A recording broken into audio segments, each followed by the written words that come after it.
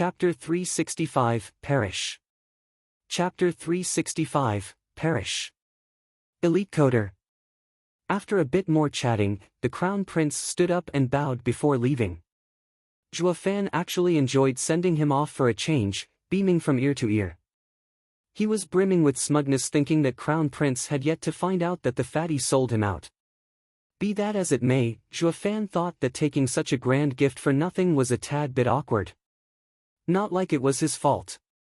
It was that tub of lard to blame for ruining his elder brother's masterful scheme. While Zhuo Fan was off the hook. As for serving Tianyu, it was not a problem. Who's to say whom the future Tianyu belongs to? Snickering inside, Zhuo Fan watched the princes leave, then came back inside more refreshed than ever. As for those two brothers, they didn't get more than a stick's toss away when Crown Prince cupped his hands. Third brother, thank you for coming with me. Otherwise, it would have been impossible to make friends with the prideful Steward Zhuo even if I came as the Crown Prince. Don't be like that, elder brother. We are close, you and I. Of course I'll help you out. The fatty slapped his flabby chest, shouting his bromance. Yet in the next second, his beady eyes turned shifty. Elder brother, weren't you always against us getting close to the houses? Then why? Crown Prince sighed. You must think that I am going against the Imperial Father's decree by doing this, correct? Only, sigh, the Imperial Father has been going down on his years and his handling of court falls shorter from one year to the next. With the Luo clan and regent estate being like fire and water, it will be dangerously easy for Tianyu to fall into chaos and wreck the Imperial Father's poor heart from anxiety. As his son, I must set things right. That is why I wanted to get close to the rising Luo clan so that I may mediate in the most dire moments and bring balance to Tianyu. Oh, elder brother is so considerate towards the people and father. I am in awe. Yuan Song cupped his hands, putting on a face of adoration. Elder brother, just say the word and I will fulfill any request you may have to my full capabilities.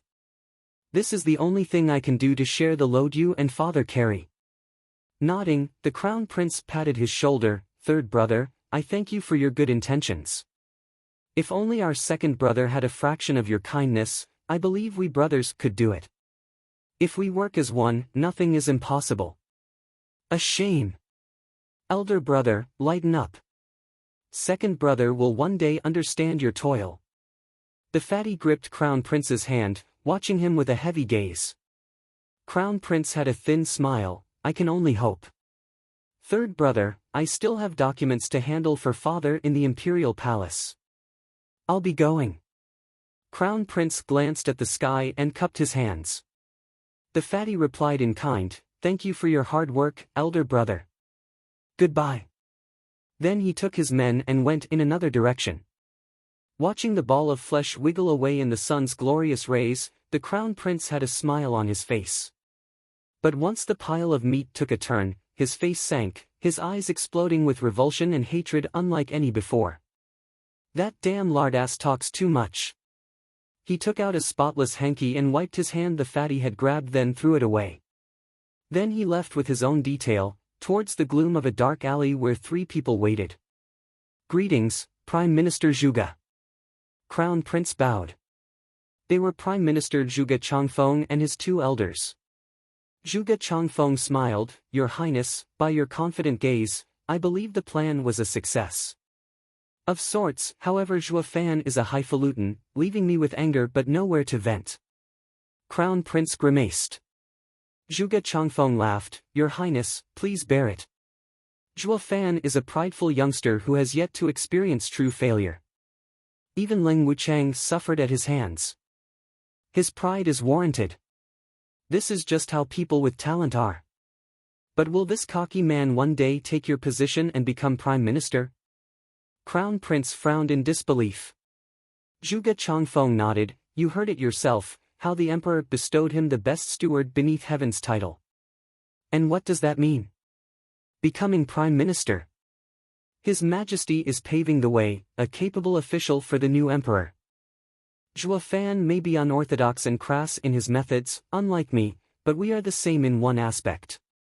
We are more than qualified to be the Prime Minister. I understand, Prime Minister Zhuge. Crown Prince nodded, but a dark cloud still loomed over his face. But I just can't stand Zhuge Fan's attitude. Just thinking how I'll tangle with him day after day once I'm crowned, is infuriating. Zhuge Changfeng had a look of ridicule for him. Your Highness need not worry about this for now. Perhaps, you won't even get the chance. Crown Prince shook like a quiver as he cried, what are you implying? Nothing. Just a guess about His Majesty's thoughts, ha ha ha. Zhuge Changfeng's eyes flashed, every ruler plays favorites, leaving to his successor the people he wants. This goes double for the officials. Some will be demoted, others promoted, all to win the people's hearts. Yet this time, His Majesty has decided to forego this and settle on the next Prime Minister candidate. Now why do you think he did that? Crown Prince shook his head bewildered. Zhuge Changfeng resumed with a hidden gaze of contempt, if the officials are chosen before the ruler, this can only mean one thing.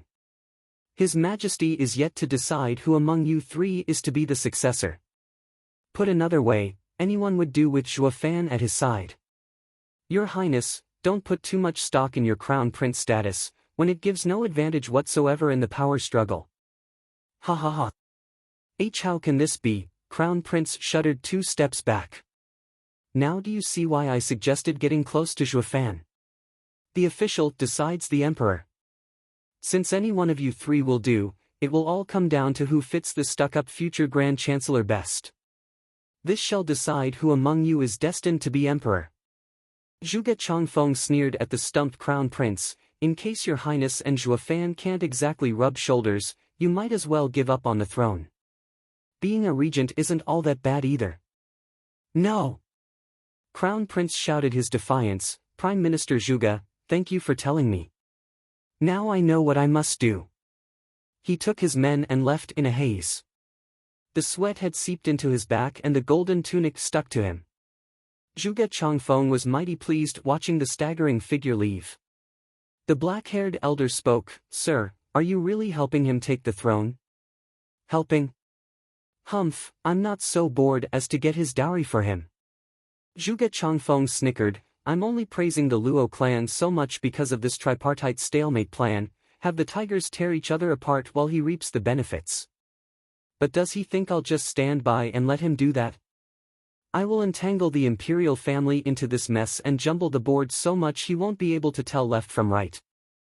Ha ha ha, since he wants chaos, I'll give him a helping hand and raise hell. We'll just have to wait and see who will be the true reaper in the end. The 2 elders praised, the Prime Minister is brilliant. Meanwhile, Zhuge Fan went back to the lounge, dodging past Long Yifi and company. Long Yifi sighed at the gone princes. Crown Prince, a man of such impeccable conduct, is looking for a faction as well.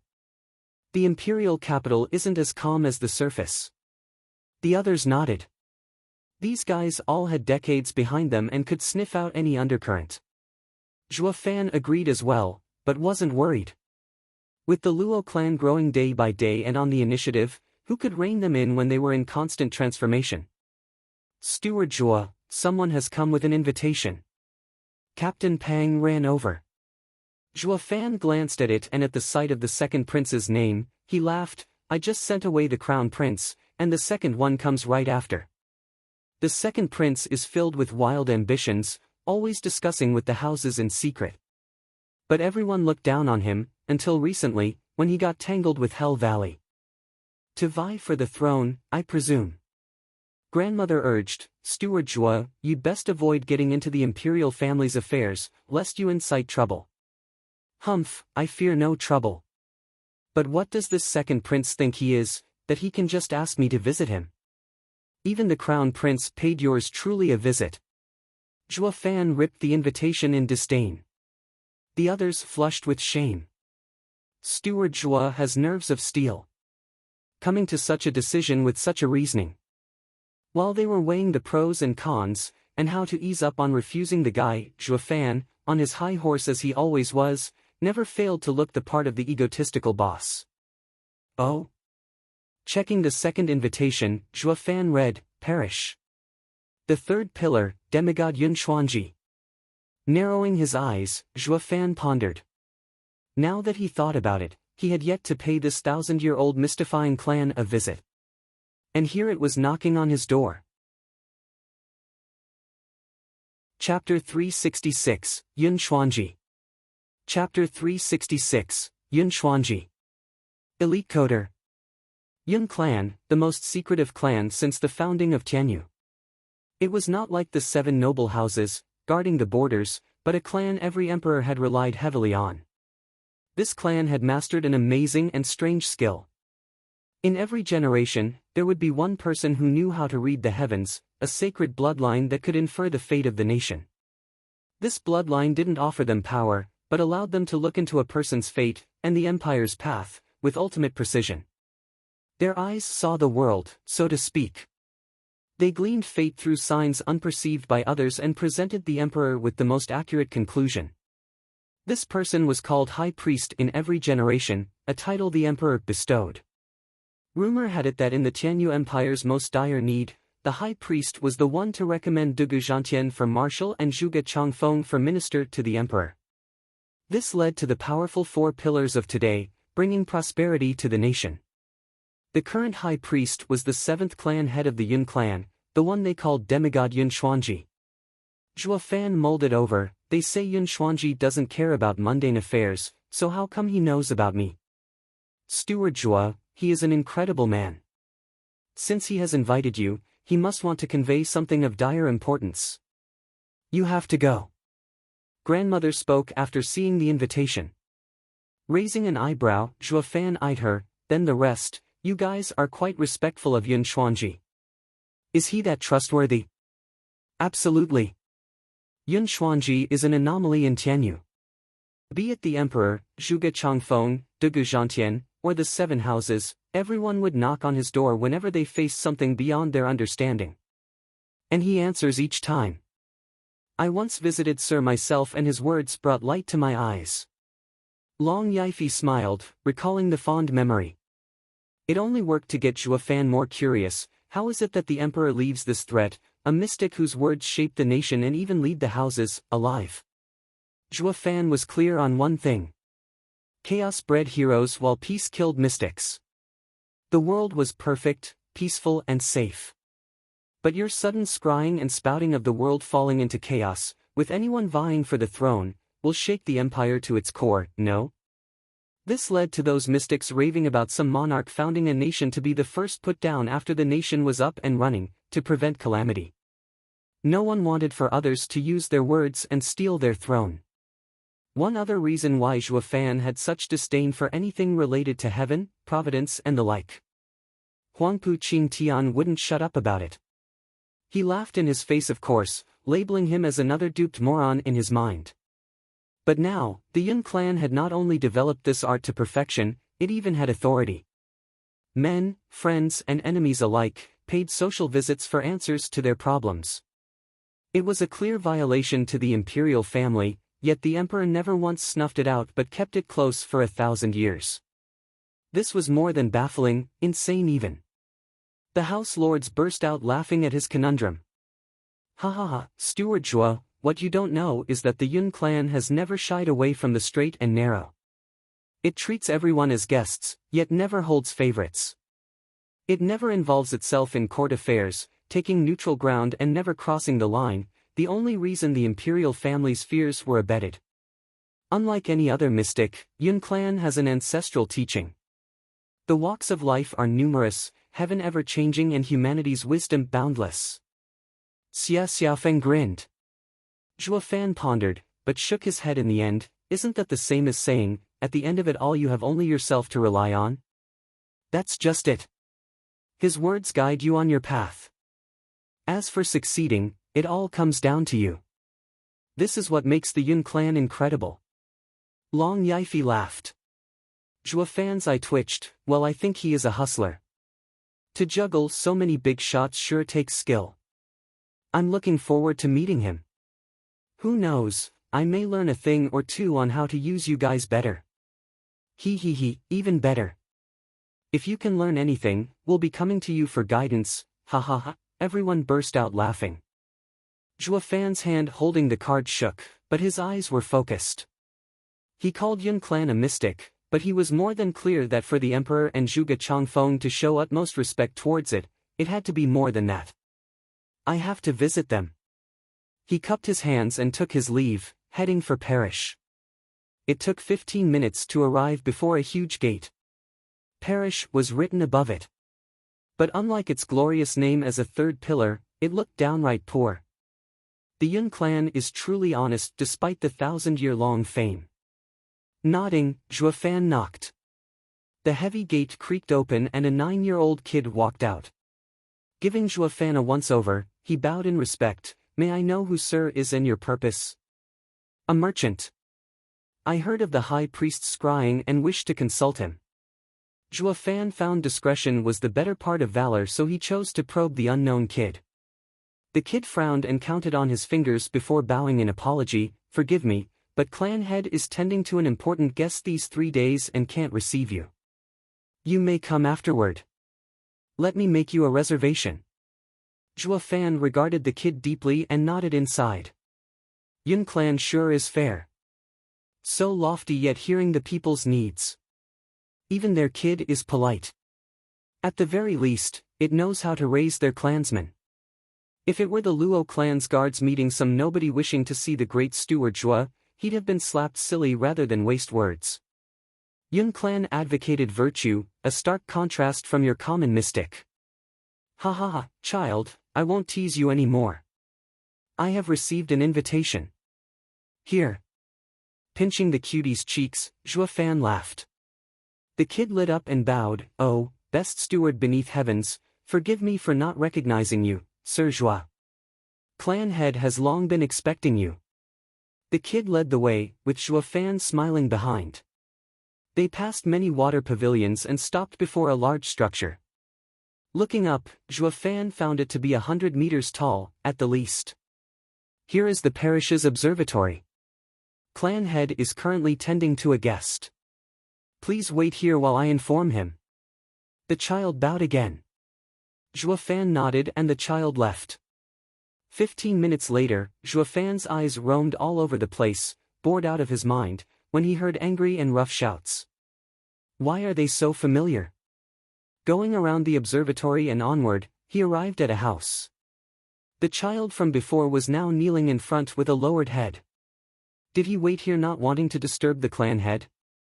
Sir Zhuo, the child noticed him and cried out. Zhuo Fan only gestured for him to be silent. Then, to the child's shock, he tiptoed over and peeked through the seams of the door. He was dying to know who Yun Xuanji was seeing. He got the shock of his life. There were 3 people inside. One was a sitting grizzled old man with closed eyes and impeccable conduct. He was assumed to be High Priest Yun Xuanji. As for the other 2, Zhuo Fan was more than familiar with them, Huangpu Tianyuan and Ling Wuchang. Huangpu Tianyuan was the one raving, High Priest, your scrying has never failed, so why is it this time that it is completely different? Indeed. I can infer human minds, but not heaven's will. Something I admire the High Priest for. Ling Wuchang cupped his hands, but this time, I am unable to readily accept the High Priest's error. 20 years ago you told us that the eldest young master is fit to rule, that it was a wonderful omen. But now... Yun Xuanji nodded and sighed. Indeed, your eldest young master had the rare earth dragon disposition. He needed to pass 3 tribulations and his future would have been limitless. What tribulations? Huangpu Tianyuan spat. Yun Xuanji not once opened his eyes. These 3 were a part of heaven's plan I dare not divulge. But since he had come to pass, it no longer applies. They are heaven's will, father and son, and sin. Which of them was Zhuo Fan? Ling Wuchang asked. Yun Xuanji shook his head, neither. Then why say there were 3? Aren't they clearly 4? It was even one that took his life. Huangpu Tianyuan boomed. Yun Xuanji was a bastion of tranquility in the face of a storm. Heaven is ever-changing, though some movements can be tracked. With a human having 3,000 paths to choose from, his life can take a myriad of turns. But your dear son's tragic loss is a true accident. Zhuo Fan was holding his mouth for his dear life. He was more and more sure this Xuanji guy was a hustler through and through. Who the hell would say an expert like Huangpu Qingtian's death was an upsie? Huangpu Tianyuan and Leng Wucheng twitched. It was a first time hearing such a word from Yun Xuanji. He used to drone on about fate working in mysterious ways, some kind of elegant and convoluted explanation that had them all bow in admiration of the infallible truth it held. But this time, he offered no such thing, writing it all off as an accident. Is he trying to give Parrish a bad name? Chapter 367, You Should Be Dead. Chapter 367, You Should Be Dead. Elite Coder. Face twitching, Huangpu Tianyuan clenched his fists and felt a sudden, totally understandable, urge to deck the old man. High priest, haven't you always preached that no life is by accident? That heaven has decreed everything. Even if a mistake happens, it is only a fork in the road that is fate. Aren't you the one mistaken then? Why is it that when it comes to Qingtian's turn, it's an accident? One's path is impermanent, heaven ever shifting, and of the world's myriad creatures, no one can escape their destiny. With how the world has 8 gates, opening, torpor, life, harm, impediment, spectacle, shock, death, to enter the gate of life is to be alive, to enter the gate of death is to die, to enter the gate of torpor is to lag in lethargy and be in a slur, to enter the gate of spectacle is to have a bright future. But in any case, it always revolves around taking one of the 8 gates, never outside them. Thus one can't escape their destiny. Yun Xuanji took a deep breath. After speaking of how mysteries had intricacies and intricacies had mysteries, he sighed. However, as there are myriads of living beings, an anomaly is bound to appear. There comes a time when a singular man stands outside heaven's control. Huangpu Tianyuan's eyes twitched, clueless where he was going with this rant. Leng Wucheng, however, did get it. You mean to say Zhua Fan isn't part of heaven's schedule? Huangpu Tianyuan snapped his stunned eyes on Leng Wucheng. What does that mean? Yun Xuanji never elaborated, resuming after a long pregnant pause. We shall stop here. I have spoken too much already. You are now on your own. Show yourselves out. This coot's kicking his guests out. Huangpu Tianyuan choked, and a blazing fire scorched his heart. He really wanted to thrash this geezer. Not making a word of sense, and now he was giving them the boot. The two's minds went out of commission for a second there. Leng Wucheng was the first to act though, stopping his lord's assault on the defenseless old man and bowing. Thank you, High Priest, for your counsel. I understand fully, and we shall now take our leave. We shall come again another time. Hey, Sir Leng, understand what? I didn't get anything out of that rant. Huangpu Tianyuan roared. Leng Wucheng waved. Estate Lord, let's go. The High Priest has already given us clear advice. Zhua Fan is an anomaly, neither friend nor foe. He has nothing to do with us. You're calling all that nothing?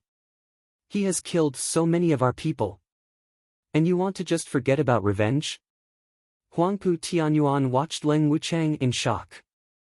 Why is Sir Leng speaking in riddles like this coot? Leng Wucheng merely pulled him outside. Estate Lord, I will explain everything when we get back. Rumble. Leng Wucheng opened the door only to bump into the peeping Tom. He cried, Zhua Fan. What are you doing here? A total coincidence. Ha ha ha, just like you came to ask how to deal with me, I've also come to High Priest for pointers on what's the best way to get rid of you guys. Zhua Fan taunted with a snicker, though, isn't it funny how we both visit the same person for our problems? Humph, ignorant whelp, Parrish has stood tall for 1,000 years, above mundane affairs. And they won't start doing it now for a measly conflict. They are merely here to point out our path and clarify our purpose. Leng Wucheng put on a cold smile. Besides, now that I fully understand our circumstances, Luo clan may be evolving day by day, but it will be at the heart of chaos. Attack us and both our houses will fall, leaving others to reap the benefits. Intellectuals like you and me aren't dumb enough to choose this path. Zhua Fan gave him a deep look and nodded. Right on.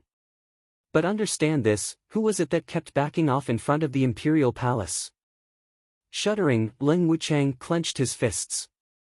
It was the greatest humiliation of his life to be pushed around by Zhuo Fan. Ha ha ha, Sir Leng, you know you can't beat me, yet you are also scared to face me.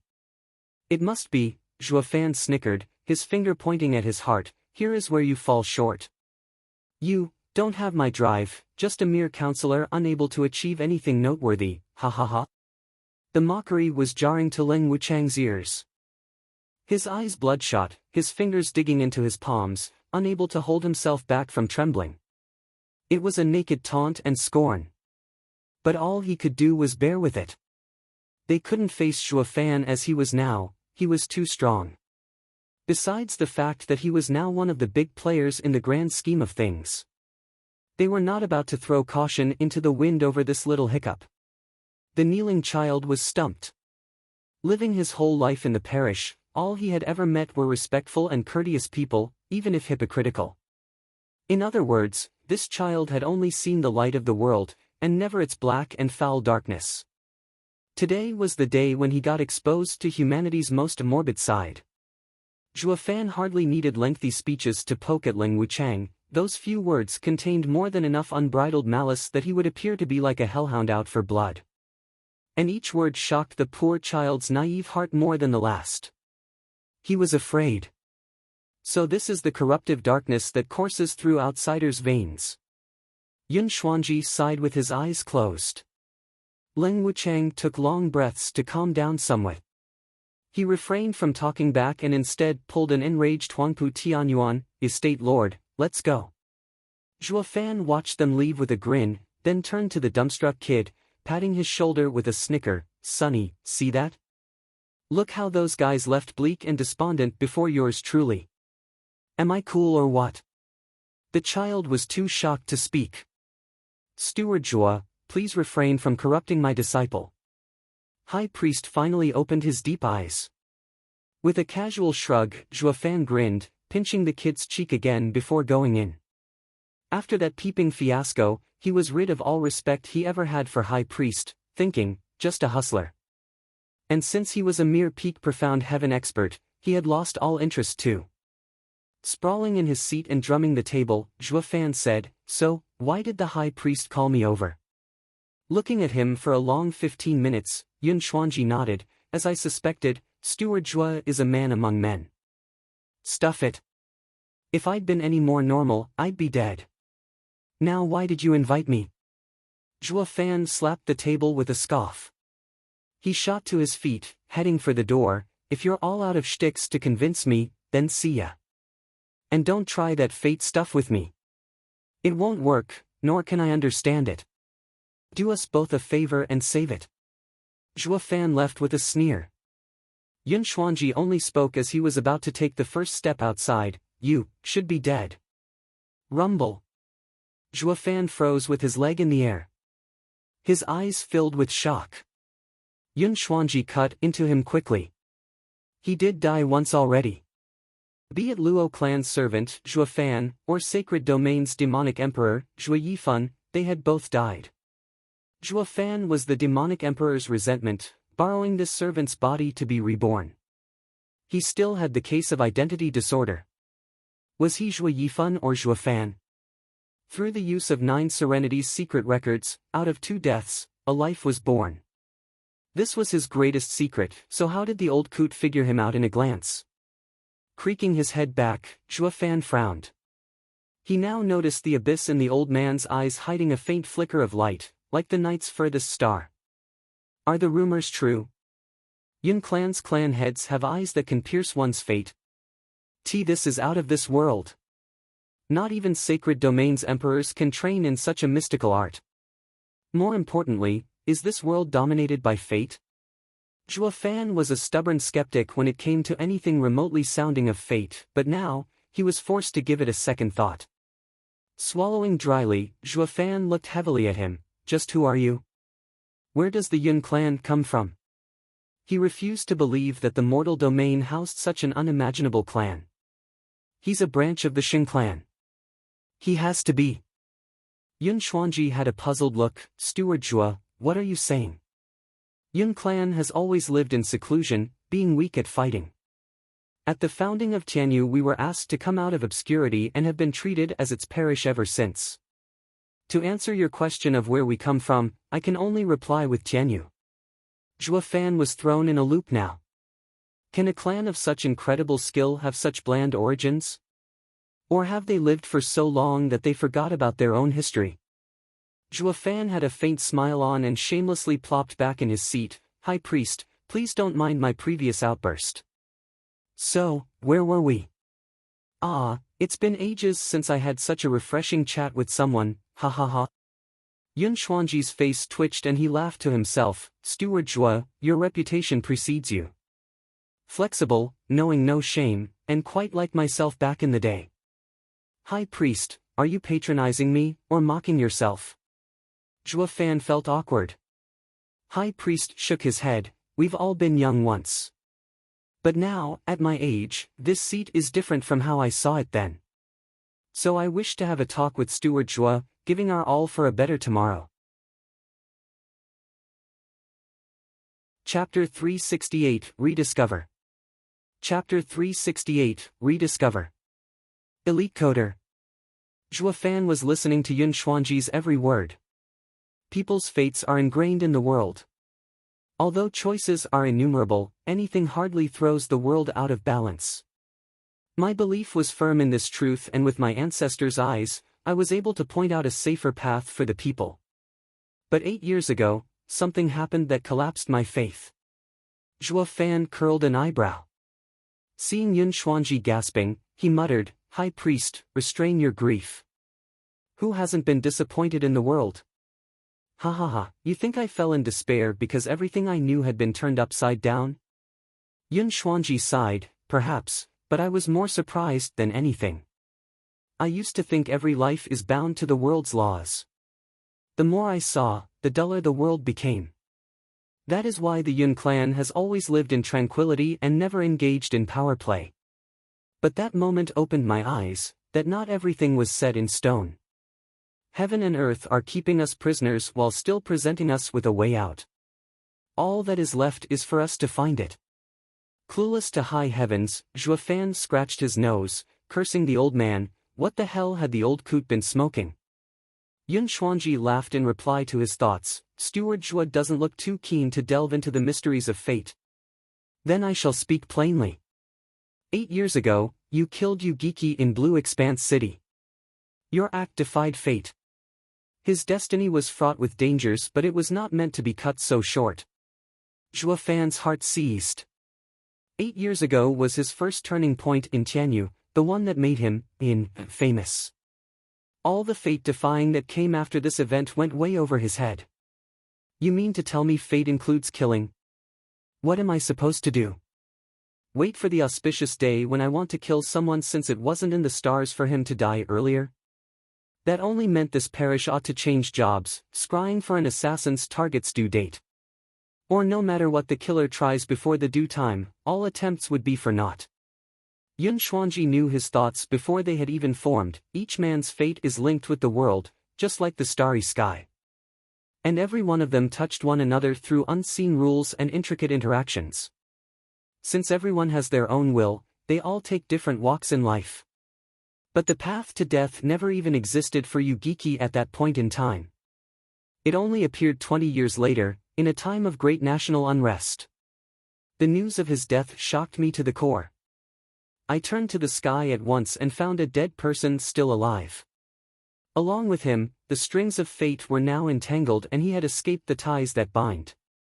Every single action of his changed the fates of everyone he met. The strong become weak, and the weak turn strong. Like a demon archon incarnate, he literally flips the world upside down. High Priest, you don't mean me when you mention demon archon, right? Zhua Fan pointed at his nose, blinking his big puppy eyes. Yun Xuanji smiled. What do you think? Ha ha ha, you know better than anyone. Just how many people's fate has taken a sudden and unconceivable turn on your path? Luo clan, a washed-up third-rate clan, is experiencing a complete rebirth, as the head of the 8 noble houses. If not because of you killing Yugiki, Blue Expanse City Shui clan would have never served under Sword Marquis' abode, their third mislife would have run its sordid course. Drifting Flowers Edifices was destined to be Regent Estate's first victim in their house unification plan, greatly bolstering their power, all leading up to a huge civil war. All it took was one particular man, you, and Drifting Flowers Edifices made a comeback from the brink of death. Regent Estate's plans were thwarted, and on it goes. Need I say more? All of this sounds like fate's plan to me. Maybe I'm just Regent Estate's nemesis, the one to turn all of it around.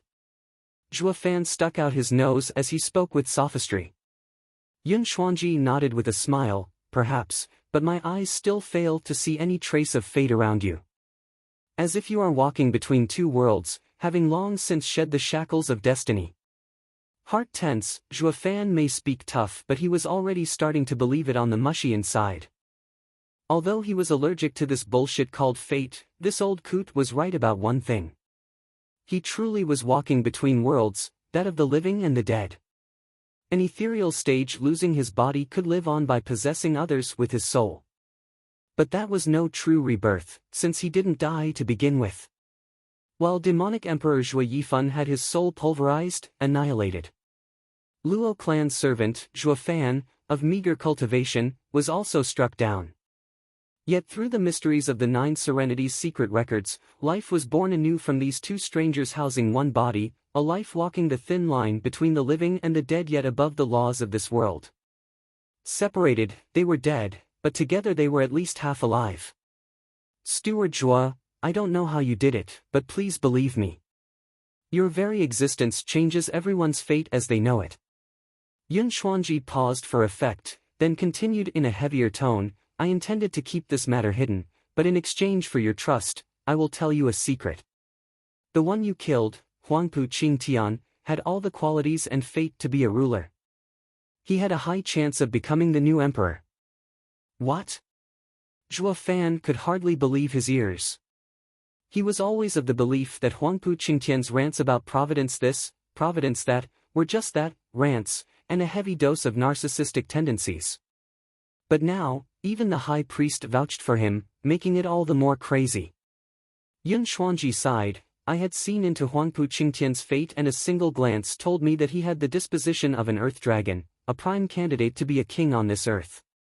But fate is a forked path, where there is death, there will always be life, and where there was life, death wasn't far behind either. At the time, I spoke of 3 tribulations he had to pass to achieve his destiny. First was heaven. With the king's advent, the dragon's soul shall return. Huangpu Qingtian earned its recognition in his childhood for a reason. This tribulation, he passed. Zhuo Fan nodded. Dragon Vein's soul was a savage being, with not even a radiant stage expert capable of subduing it. Yet Huangpu Qingtian, a pipsqueak, did it, complementing each other in training the Earth Dragon Claw. It's gotta be fate. There's no other explanation. The second tribulation was of father and son. Estate Lord Huangpu Tianyuan is a decisive and stalwart person. If Huangpu Qingtian wanted to do anything, he had to seize power, to steal his father's seat. This ultimately broke the ties of father and son beyond repair. All he had to do was to be a savage himself, throw away his clan and steal his position. This would have brought him one step closer to being an emperor. Humph, the punk was savage all right, just look at his rotten attitude. Zhuo Fan scoffed inside, it's obvious that this tribulation was a walk in the park compared to the first. The final tribulation, the most crucial one, was sin. Huangpu Qingtian is a tyrant in character and actions. With everyone considered dirt, his sins weigh heavy on his shoulders. If he would have gone soul-searching, reassessing the worth of a person, he would have been a prime candidate to become the next emperor. 20 years later, Regent Estate would be at his beck and call. At the peak of his power, the clash with the imperial family would be nothing more than a skirmish to him. And 4 decades later, he'd become the ruler of Tianyu and establish his own dynasty. That seems highly improbable. With that guy's obnoxious attitude, the thought of self-reflection would have never crossed his mind. Looking people right in the eye instead of his nostrils would already be a huge improvement. There's no way he would have passed the third tribulation. Zhuo Fan dissed his words, but now the regent estate can no longer vie for power and has nothing to do with me anymore. Yun Xuanji shook his head. People always change. As I understand, the recent years have been too peaceful. If Huangpu Qingtian had lived, he may very well be able to overcome this tribulation. A pity he stumbled upon you, a man outside fate, and his future was cut short. A grave loss. Yun Xuanji sighed, while Zhuo Fan scratched his nose. High priest, for you to tell me so much, there has to be a reason. Why? For the good of the people. Yun Xuanji stood up, giving the flabbergasted Zhuo Fan a deep bow. I have deep knowledge of fate and its inviolable nature. Even if forced to change, it will only make a detour. Slowly but surely returning back on track. Hence I am filled with pain seeing the people suffer yet powerless to help them. Now that I see that Steward Zhuo has the power to change all that, I dearly wish Steward Zhuo will keep the fighting to a minimum, for the sake of the people. Fine, I get it. Zhuo Fan waved him off before he went on. High priest, I took you for an intelligent man, but now I see that you're quite senile. 1 second you call me the demon archon incarnate, and the next moment you ask the same demon archon to save the world? Yun Xuanji held his gaze. You were a demon archon. Still am. Then later. Still will. Zhuo Fan's tone was firm. Yun Xuanji sighed. You have escaped fate, so why insist on walking the old path? I do not know who you are, but looking at your past exploits that got you here, they're not at all the actions of an ignorant child, but those of an expert reborn. Going from there, a reborn expert must have faced true death once. But have you ever taken a moment to consider that this rebirth, and having escaped fate, is all about rediscovering yourself? Zhuo Fan shook from head to toe. Not only had he guessed Zhuo Fan's origins but the heart of this old demonic cultivator. Rediscover. In less than 10 years, unlike his past life which was focused solely on cultivating in the sacred domain, he had met countless people, gotten in touch with all kinds of feelings he never knew existed that had given him a whole new look on life. These were all events he had never experienced before. Maybe this life was heaven's way of elevating his state of mind through countless events for the next time he became a demon emperor. That truth freed him of worry and brought peace. His death as demonic emperor may very well be a blessing in disguise. What's in it for me? Zhuo Fan was back to showing his trademark evil smile. He may have accepted Yun Xuanji's proposal, but on the inside he was still rotten. Chapter 369, Holy Maiden Yun Xuan. Chapter 369, Holy Maiden Yun Xuan. Elite Coder. Yun Xuanji smiled after persuading Zhuo Fan's rebuttal into a half-agreement. As for the price, he had that covered. Steward Zhuo, changing fate benefits the nation.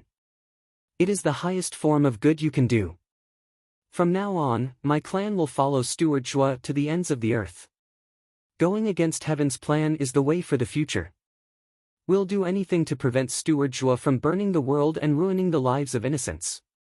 Zhuo Fan's face lit up, his heart tickled pink. The third pillar, perish, would answer to him alone. It was the best kind of help. With High Priest Yun Xuanji known to all as demigod, he could peer into heaven's plan yet not through Zhuo Fan.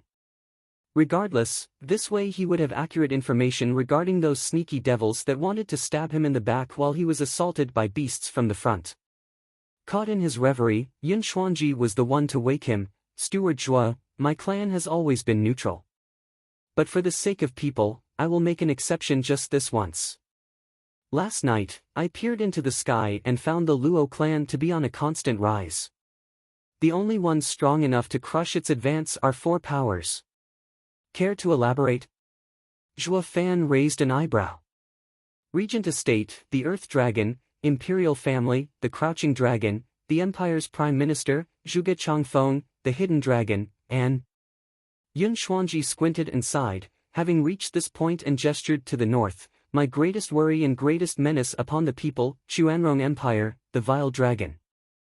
Eyes squinting, Zhuo Fan cried, the same Xuanrong Empire that the Imperial capital's factions have beaten down thousands of miles away from here? What do they have to do with us? Don't tell me they'll take this chance to attack. That still doesn't involve the Luo clan. That will be right up de Guzhantian's alley. I am unclear since I am not part of the court meetings and do not understand politics shrouded in cloak and dagger. I only read the night sky, and these four are the ones most likely to level the Luo clan. Yun Xuanji sighed. Wheels turning for a while, Zhuo Fan's eyes had a lost gaze in them, not seeing the connection. If I take Yun Xuanji's word for it, whose side is Chuanrong on then?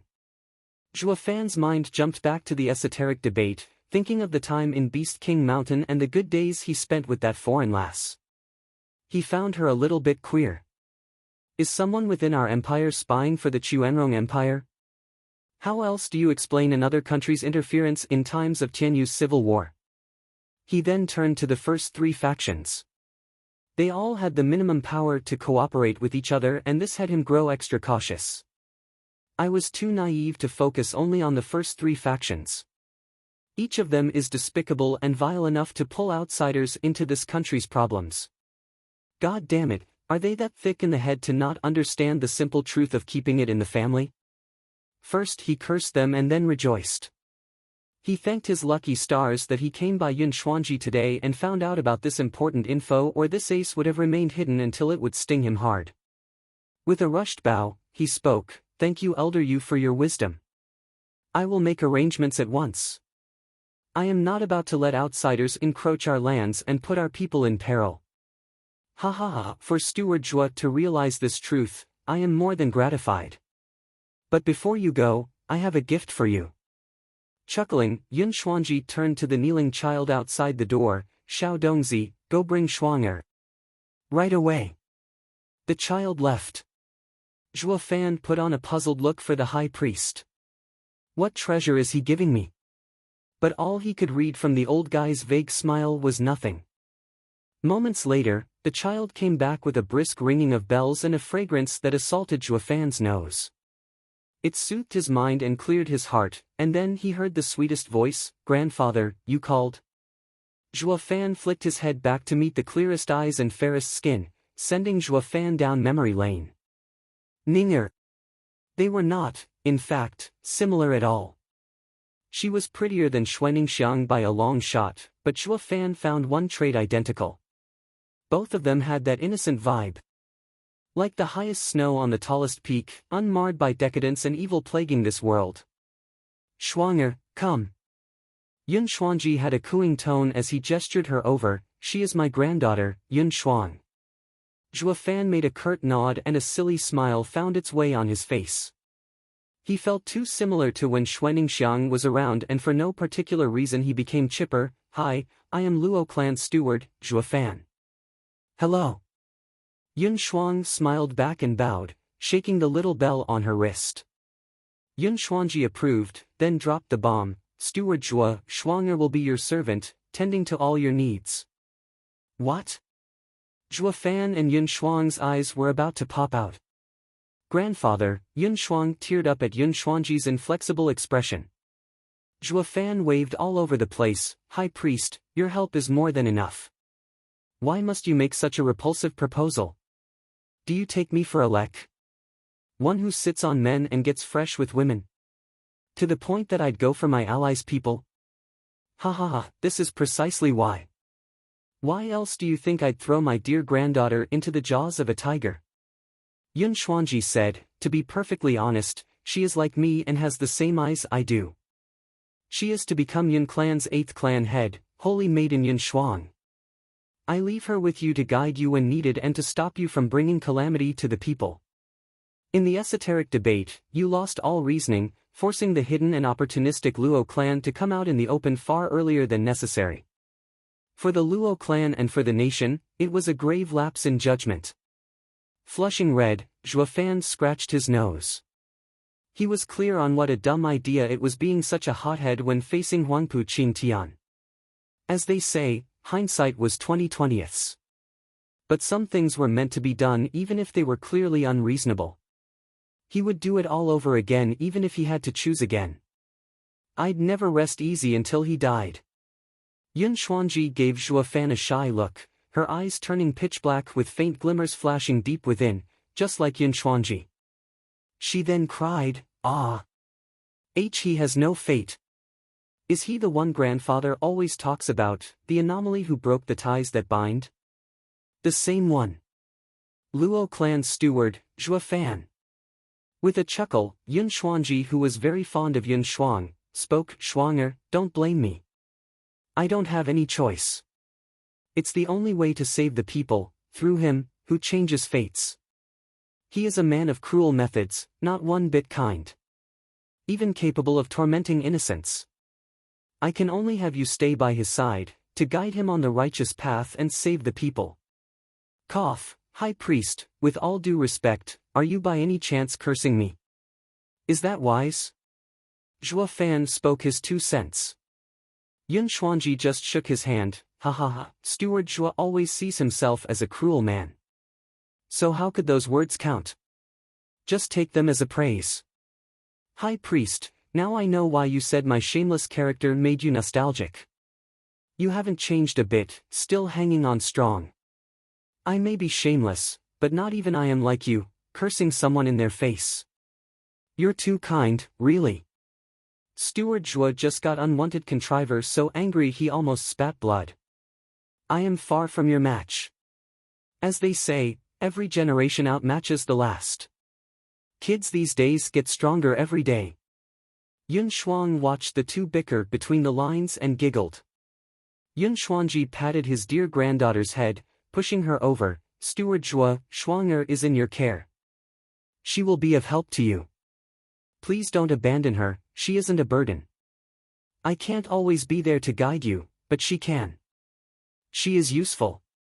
Quirking an eyebrow, Zhua Fan felt that the old man was hinting at something while emphasizing her ability, but nodded anyway.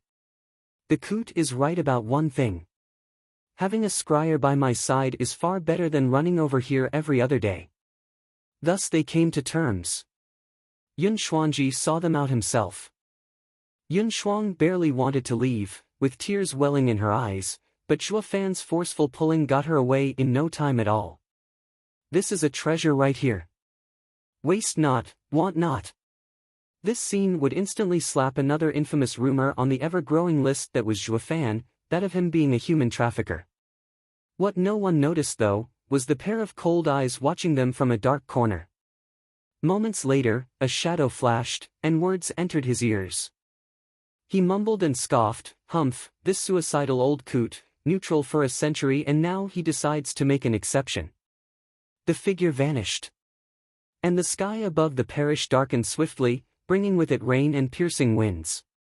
The high priest faltered at this change and his carefree mood turned serious as he sighed, "What matters is not what becomes of my name, but the good of the people." Ha ha ha. After a weak laughter, his eyes flickered with a staunch resolve. Chapter 370, Kidnapping. Chapter 370, Kidnapping. Elite Coder. Xuanger, hope you don't mind me calling you that. On their way to the Luo clan, Zhua Fan and Yun Xuang were walking abreast. But he always had a vile and sinister smile each time he looked at the lass, like she was a super rare treasure. Yun Xuang shivered and tears welled in her eyes. The way she saw Zhua Fan grinning was like a stranger being handed a candy, and it scared her out of her mind. Zhua Fan laughed, "Ha ha ha, Miss Xuanger, there's no need to be scared. Your grandfather placed you in my care to help me complete my master plan. In fact, we're on the same side. Once this is all over, you are free to go home. With how we little know about each other from the past few moments, you can still be sure of my character. Just stick with yours truly and you'll be going places. I will make a celebrity out of you. I will take very good care of you, he he he." He didn't realize that all this boasting might have something to do with how this girl had the same character as Ninger. Yun Xuang broke out in giggles. She kept looking at him for a while, before finally scrounging up some courage, "As Steward Zhua, grandfather warned me many times that you are a bad man and I am to lead you down the path of righteousness. But you don't look so wicked to me. Ha ha ha, that's why I said you don't know me." Shaking his head, Zhua Fan laughed inside at the gullible lady. Then, a sudden wind picked up and covered the two in yellow dust. Fan cried, poison. Schwanger, hold your breath. Hi, useless. My poison can pierce even a radiant stage expert's defenses. The creepy voice stabbed the two's ears as the yellow dust grew thicker around them. Fan grimaced as he watched the world spin. It's a sedative. With a plop, he fell down, out cold. Steward Zhua. Yun Shuang cried just as the yellow poison drifted towards her. She held on for a few seconds before blacking out just like Fan. 3 men flew over. One was an elder with long yellow eyebrows drooping down the sides of his wrinkled face. A flick from him made the yellow dust go back into his sleeve. They were mighty pleased with themselves seeing their quarry was out for the count. Ha, and here I thought the best steward beneath heavens was something to fear. One move from me and he fell all the same. The yellow eyebrow elder laughed. His cronies bowed in praise. Ancestor Huang Mei, your poison is invincible. Not even Pill King Hall can match you. Smiley face Huang Mei equals literally, yellow eyebrows. Humph, Pill King Hall is nothing compared to me. Thinking back to when Pill King Hall invited me to be their venerable, we compared poisons, but wasn't it them who fell short each time? All they have for themselves is an empty name. The ancestor mocked. Second prince only wants Fan. What do we do with her? Ancestor, I heard Fan always carries himself with pride and indifference and has few people he even cares about. For this girl to be walking next to him, it can only mean that she is one such person. Let's take her as well. It might be for His Highness's benefit. One of the men bowed and Ancestor Huang Mei nodded. He wrapped the 2 bodies on the ground in yellow dust and flew away. The other 2 rushed to catch up. This easy win had gotten to their heads all right, or they would have noticed a shivering person not far from here having been witness to all of it. A closer look would instantly place her as Princess Yongning's attendant from the award ceremony. Oh God, this is huge. I have to tell the princess. The child finally regained her wits after a long 15 minutes, scampering for the imperial palace in panic. In less than an hour, the panting child presented her badge to the gate guards. I am the princess maid, let me in. Meanwhile, in the princess chambers, a fatty was wiping the overflowing sweat on his brow as he panted, Yongning, come out. I'm dying here. The fatty shook the ground with his collapse, cursing still. What the hell is wrong with this place? Why is it so big? For no one but the emperor to move in a palanquin is so unreasonable. That rule is clearly aimed at my poor self. Then what are you doing dashing around the imperial palace? Why don't you stick to your manner? Hi. A giggle came from beyond the doors. Princess Yongning came from inside in a cheerful mood. Fatty turned to look at his younger sister. You think I want to run over to this blasted place? Regardless of its importance, Imperial Father always sends me on errands. While the elder brother handles files in the Imperial Palace and the second brother tends to the guards, patrolling with them each day. Only I, the accursed big-boned, unloved by my father, get sent outside whenever, wherever. I bet the farther he sends me the better he feels, wishing I won't get back at all. Sigh, the world can be so cruel to this poor plus-sized man. Third brother, you must have lived a long and hard life. Yongning caressed the big lug's head, but the smile never left her face, on the verge of breaking the facade. The fatty's mouth twitched, flicking her hand away. Stop patronizing me, sister. I came here on official business. It is father's punishment for you for sneaking out. He knows. Yongning jerked and her face sank. Third brother, how did father find out? Did you all tell on me? And you call yourself brothers? Rolling his eyes, the tubby sighed. Yongning, I haven't said a word. Running around the nation round the clock has me dead on my feet. I don't even have time for anything else, much less report you. As for the elder brother, he's toiling hard as well, pushing papers all day every day. When would he get the time off to tell on you? To say nothing of the second brother. You saw him growing up, how his only drive is elder brother. He's not so bored as to give you trouble. Then who told him my secret? Princess Yongning frowned. If I ever get my hands on that person, I'll tear them to pieces. Fatty was watching her in a daze, then shook his head. Youngning, you're no angel either. Even if we didn't know a thing, he'd still hear about it. Father is the emperor with countless spies under him. Aren't you a bit delusional thinking you can hide your actions in the imperial capital? You're right. Thanks to your reminder, now I know it must be those rumored shadow guards. Creeping about like ghosts, some clingy maggots and pestering pests. Am I right?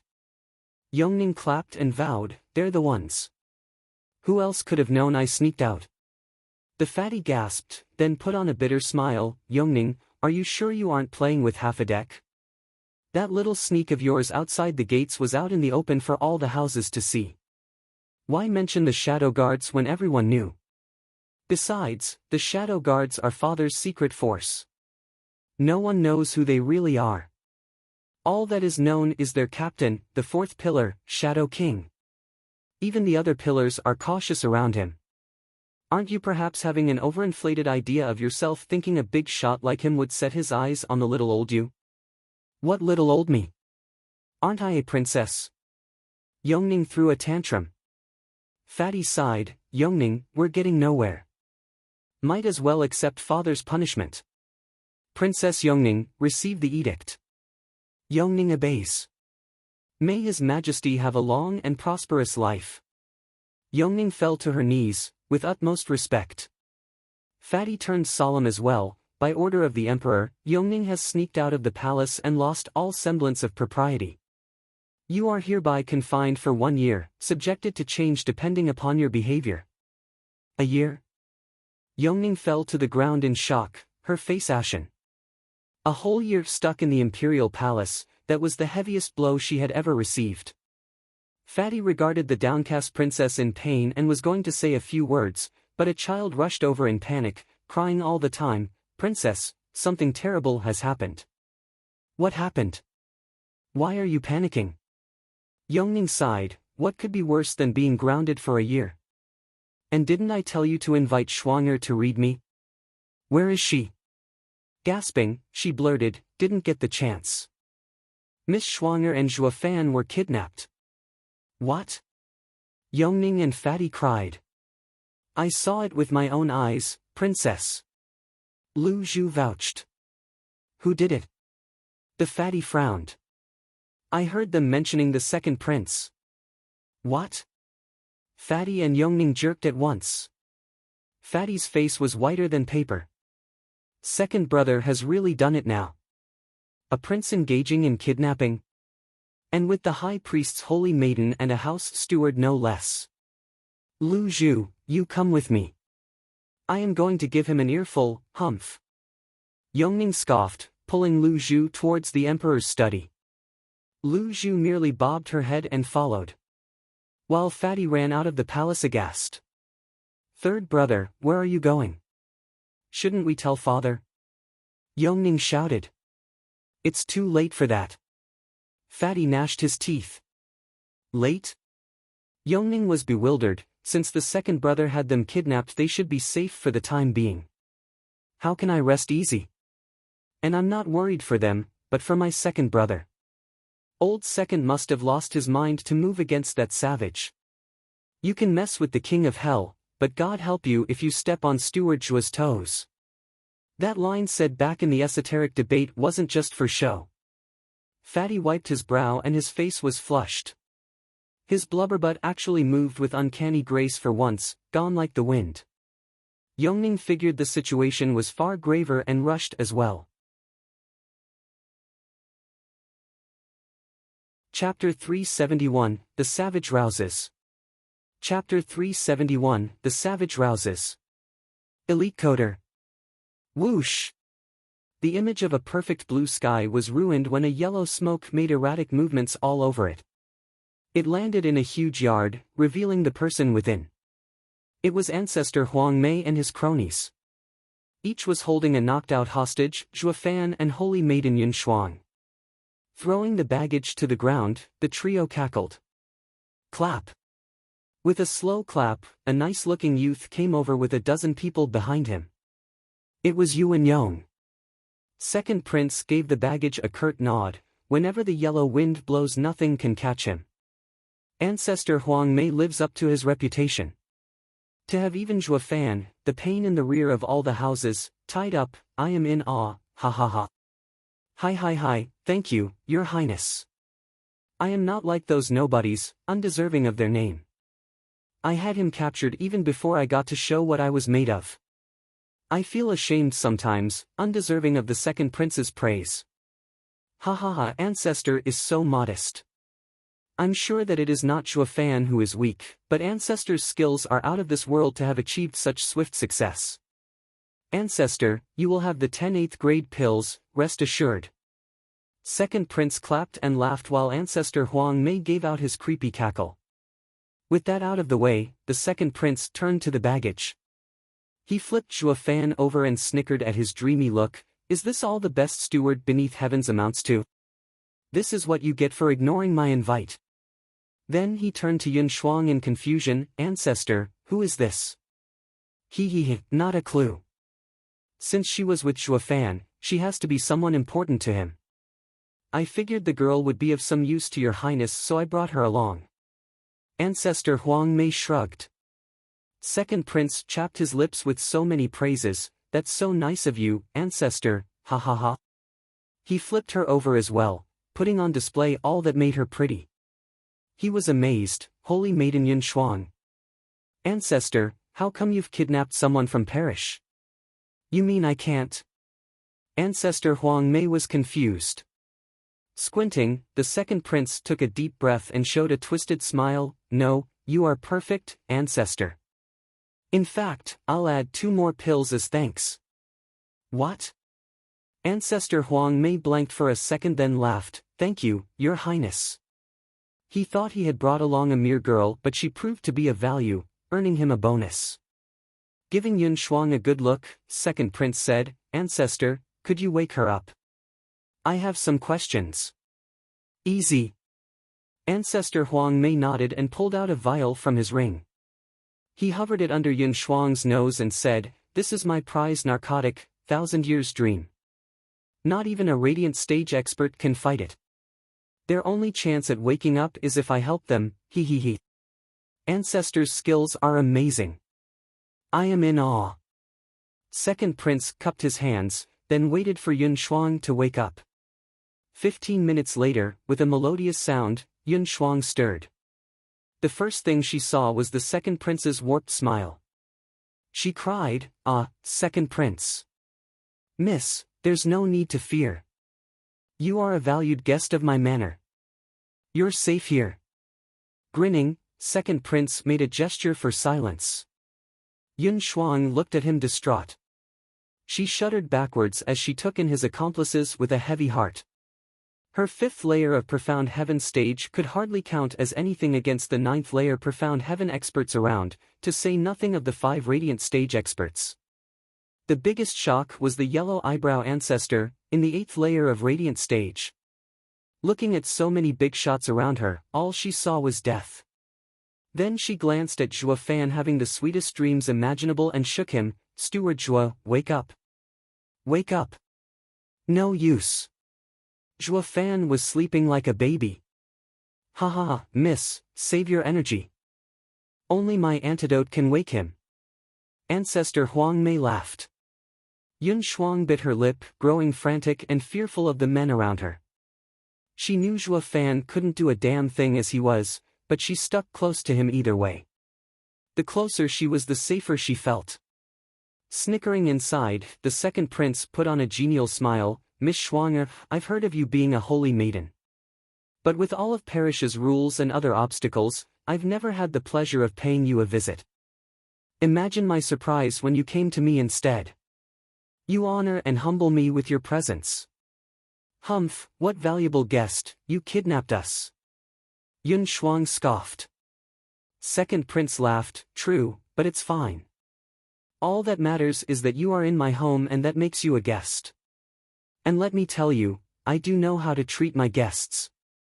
Though there is just one small detail that has been vexing me for a long time, something that I hope you can clarify for me.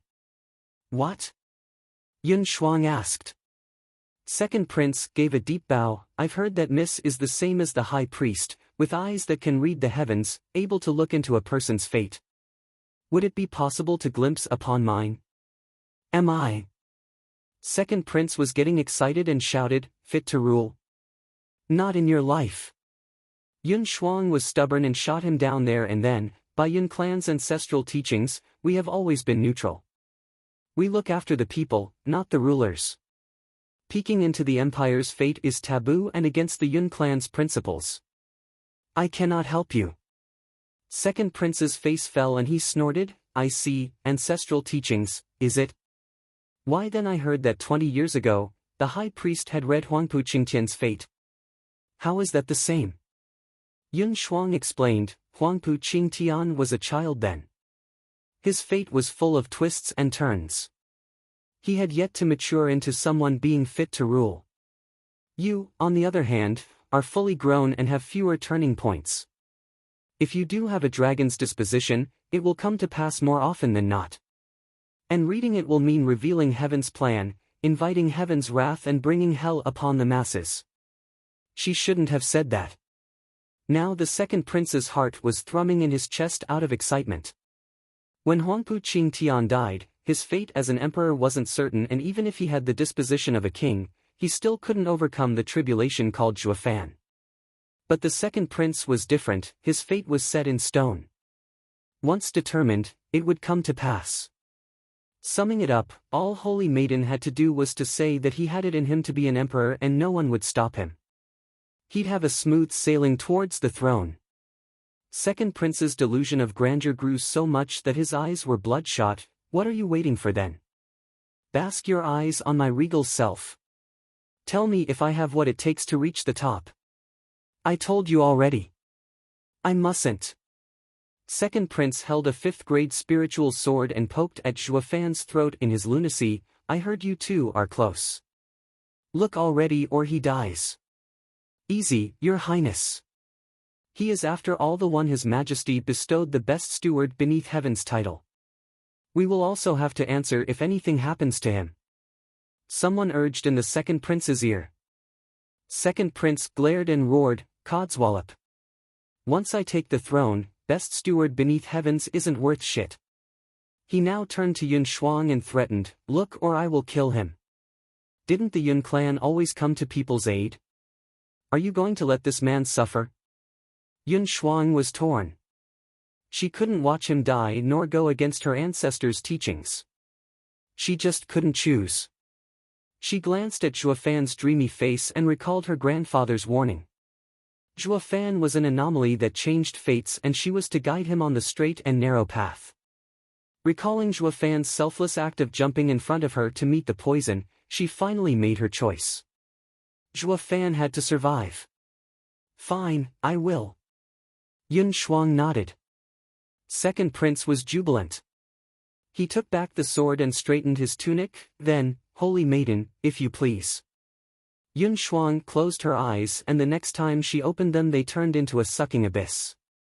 Just that in that endless darkness faint glimmers shone, like stars. After a while, she regained her normal sight and sighed. What is it, Holy Maiden, am I? Second prince couldn't control himself with joy.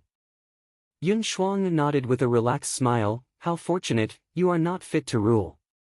I didn't go against my ancestors. Oh, such a blessing. Boom. Second prince's mind exploded. His face twitched as he babbled, Holy Maiden, aren't you mistaken? Do it again. Grandfather has taught me since I was a child. There's no mistake. Yun Shuang stated, you are unfit for the throne. Don't waste your breath. But I will tell you this, my kindness to you. The path you tread is fraught with danger, towards eternal doom. Turn back and you may live a life of peace. If you don't. You damn liar. You dare to deceive me. I'll kill you. With a roar, the second prince denied this wretched fate with all his being and even lost his mind. Holding out his sword again, he slashed at Yun Shuang. Yun Shuang shrieked and curled. The sword failed to cut even a hair from her head as it clanged in the vice of a dragon claw. What came next was the cackle of a demon. Ha ha ha, you fool, even if you were fit to rule, the instant you grabbed me your fate was doomed. Chapter 372, Leveling the Prince's Home. Chapter 372, Leveling the Prince's Home. Elite Coder. Clang! With a sharp and faint sound, the second prince's prized 5th-grade spiritual sword snapped in two in that dragon claw's grip, to everyone's horror. Zhuo Fan stood proud and tall before Yun Shuang, roaming his cold gaze on the guards and stopping on the second prince with a snicker. Hee, simply because of a declined invite you decided to kidnap me? I gotta hand it to you, that takes guts. Zzz Zhuo Fan. Second prince babbled, staggering back in fright. Yun Shuang burst in joy at the high and mighty figure. Steward Zhuo, are you alright? Ha ha ha, never been better. Like I said, stick with me and you'll be going places. Only I can push others around. The others won't ever get the chance. Stick with me and no one will touch you. Zhuo Fan gave a thumbs up and a grin, going back to showing off his swag. Yun Shuang giggled and blushed. His jokes worked wonders in easing her worries. Ancestor Huang Mei cried in disbelief, how? Only I can wake you from my 1,000 years dream. If there's one thing I don't care about, that's poison. Be it narcotic or necrotic, they got nothing on me. I am where I am because neither Regent Estate nor the likes of those 7 houses, Pill King Hall included, could cope with me. So what could a rookie like you do? I only faked being asleep, curious as to who had the nerve to pull something like this. Squinting, Zhuo Fan kept on mocking, his hands swirling with black energy as he turned to the second prince. Lo and behold, it was this dumbass. Something's still bugging me though, how in God's name did the wise and shrewd majesty end up with this gung-ho fool of a son? Even Miss Schwanger's reading proves you are the farthest thing from a ruler. Does that make you, not a prince? Yun Shuang giggled and punched her cute fist on Zhuo Fan's chest, then rolled her eyes. Second prince's shock had now turned into full-blown rage, his breathing ragged as he glared at Zhuo Fan. Zhuo Fan had spat the bastard right in his face. And the all-important prince had only one logical reaction to this, to snap at this naked humiliation. Ancestor Huang Mei, what are you standing around for? Get that miscreant. Second prince roared and pointed at Zhuo Fan. Ancestor Huang Mei had had enough as well and shot yellow smoke for Zhuo Fan. You little scamp, do you think everyone is beneath you? Have a taste of my power, 1,000 years dream. Yun Shuang ducked behind Zhuo Fan, who only smirked in disdain as the black energy covered them. Who? The yellow smoke wrapped around the two in seconds. Ancestor Huang Mei stuck his head out in pride at the second prince.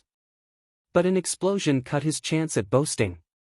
The yellow smoke went for a spin, and as it did it only got thinner to reveal the black mass in the center. Demon transformation art. Zhuo Fan called the blackness back inside, his eyes looking icier by the second. What happened to my 1,000 years dream? Ancestor Huang Mei stammered. Zhuo Fan looked at him with a cold stare, his voice dripping with malice. Ate it. Ancestor Huang Mei was sweating buckets. Zhuo Fan was more of a monster than the rumors had him pegged. He had shrugged the narcotic off like it was nothing. The ancestor knew Zhuo Fan was a body cultivator, his greatest weapon were his own 2 fists. Now that the narcotic was a bust, a poison user like him was a sitting duck, fated to die at the crazed Zhuo Fan. That being the case, his best and only choice of action would be to run like hell. Ancestor Huang Mei gave a quick salute to the second prince and said without the slightest hesitation, Your Highness, may fate allow us to meet again, fare thee well. Oh, and don't forget, Your Highness still owes me 12 pills. Ancestor Huang Mei flicked his sleeve and ran like the yellow wind he was. Second prince stomped in anger. This old coot can't do a damn thing and still expects me to pay. I hate his type the most. He didn't get to curse though as the yellow wind slammed back into the yard, hard. Ancestor Huang Mei was sprawled on the ground, blood leaking from his mouth. Next to him was Zhuo Fan's cold face, his red flashing right hand clutching the old man's neck. Humph, you mess with me and now you want to run? You think you can just get away with it? Zhuo Fan's eyes shone with savagery. Ancestor Huang Mei cried, Steward Zhuo, spare me. Second prince made me. Paw!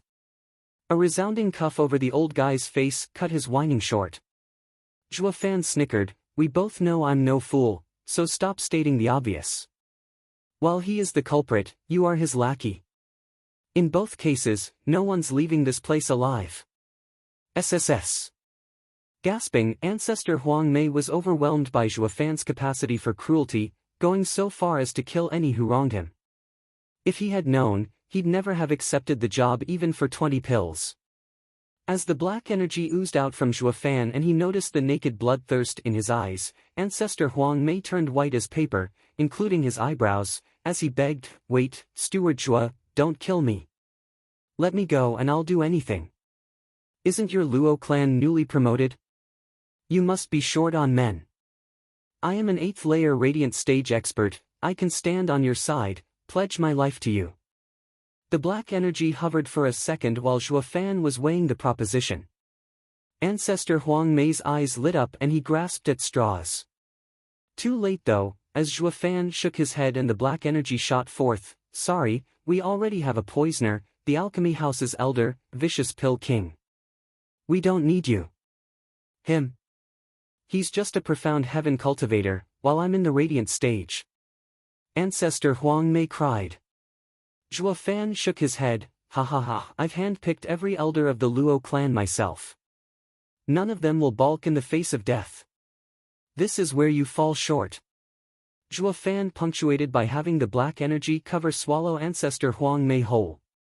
Funny how he did the same thing Ancestor Huang Mei had done to him. The stark contrast was that the black energy was far deadlier. Everyone had a front row seat to Ancestor Huang Mei's miracle diet. He was thinning under the naked eye. Swallowed by the black mass, his face twisted every second. The diet only came to an end when his very being was reduced to absolutely nothing. Second prince crumbled to the ground in horror. His radiant stage men were all shaking as well, holding their lord as they made a slow crawl backwards. Zhuo Fan was only in the 3rd layer of profound heaven, yet to everyone present he was nothing short of Tianyu's #1 expert, a freak. With how even Ancestor Huang Mei was dust in the wind, how could they fare any better? Yun Shuang pursed her lips, watching the cold stone killer with fear. It was a first for her, to watch a man die through such means. Grandfather had told her that he was the vilest person to walk this earth, and she was there to set him straight. But they were chatting and laughing just a little while ago. He even jumped to her defense in her dire need. He looked nothing like an evil spawn. Only now did she come face to face with Zhuo Fan's cruel and insidious nature. Clap. Zhuo Fan showed an evil grin seeing the empty space in front of him, then turned to the pretty boy and his gang. Shaking like a leaf, the second prince turned guileless, acting like a bad boy who had gotten caught and huddling with his guards while waiting for punishment. Steward Zhuo, I know my mistake. I won't do it again, honest. Please let me go, just this once.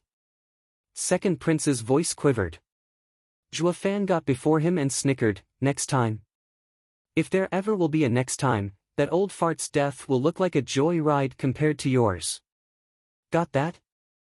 Why yeah. Second prince's teeth clattered as he bobbed his head. The guards kept mum, despite the clear humiliation their lord was facing.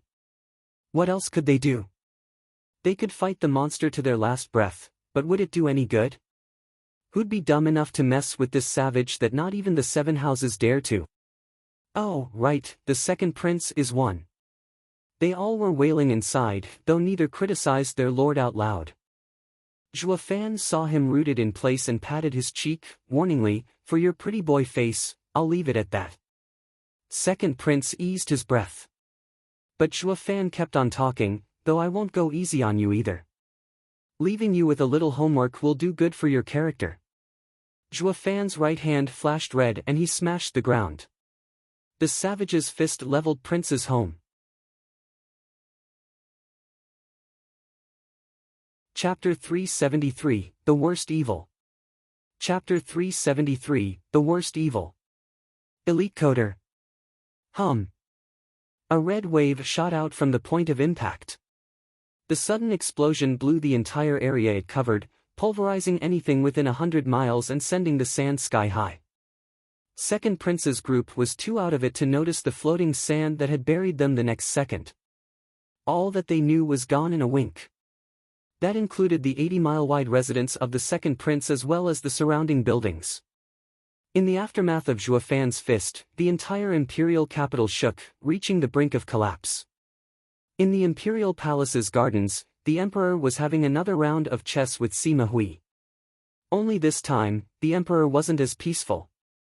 With all the players coming to the imperial capital, it had gotten even the emperor to worry. A large earthquake happened and flipped the chessboard. The emperor shouted, "What is it now?" "Your Majesty, we only know that it came from the Second Prince's manor," a guard reported. The emperor was glum and snapped, "What has the old second done this time? Go find out. Right away."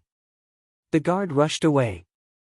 Sima Hui paused, then cupped his hands. "Your Majesty, that wasn't just a small commotion.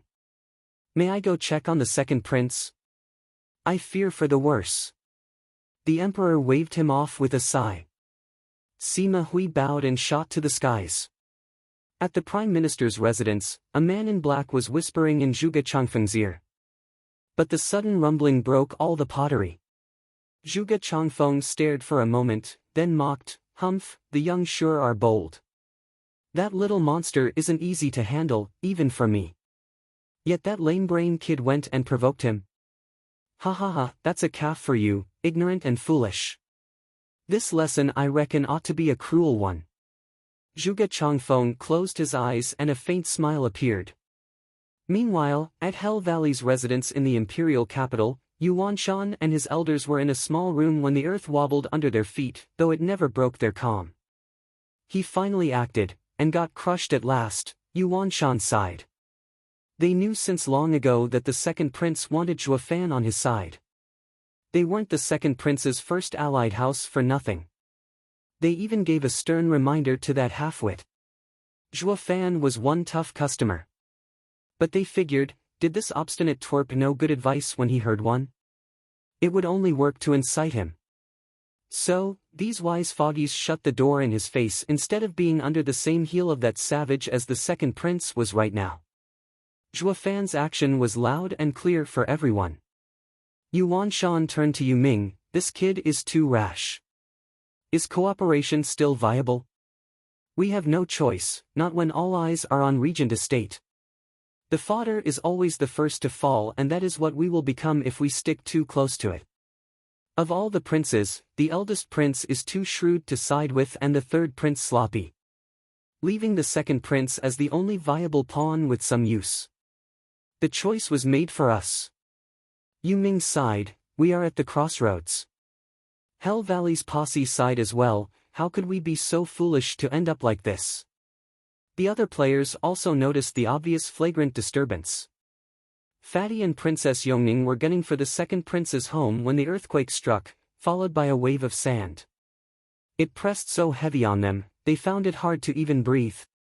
Once the sand settled, Princess Yongning blew it away with a gale. Imperial capital is a picturesque landscape. Where did all this sand come from? I bet that brat had something to do with it. Paling, Fatty wiped his brow as he sped up while muttering, "I hope we're not too late. They say the kid is hellbent on toying with others. Hope he hasn't made his move yet." Princess Yongning asked, "Third brother, did you say something? If we are too late, we'll be seeing the second brother's corpse." "No, there might not even be a corpse left. For God's sake, what is wrong with the second brother to keep harassing that guy?" Fatty face-bombed. Princess Yongning was clueless. Aren't we going to save Zhuo Fan and Yun Shuang? Why is the second brother the one in danger? Humph, that freak never needed our help from the beginning. You think the second brother's thugs can hold him? Who knows what state the second brother will be in after Zhuo Fan's done with him.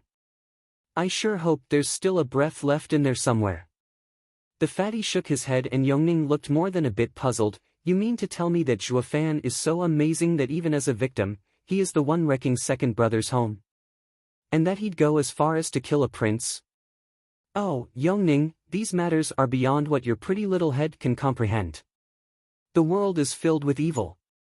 But Zhuo Fan takes the cake, the worst evil of all. It's fine if you don't step on his toes, but once you do, God help you.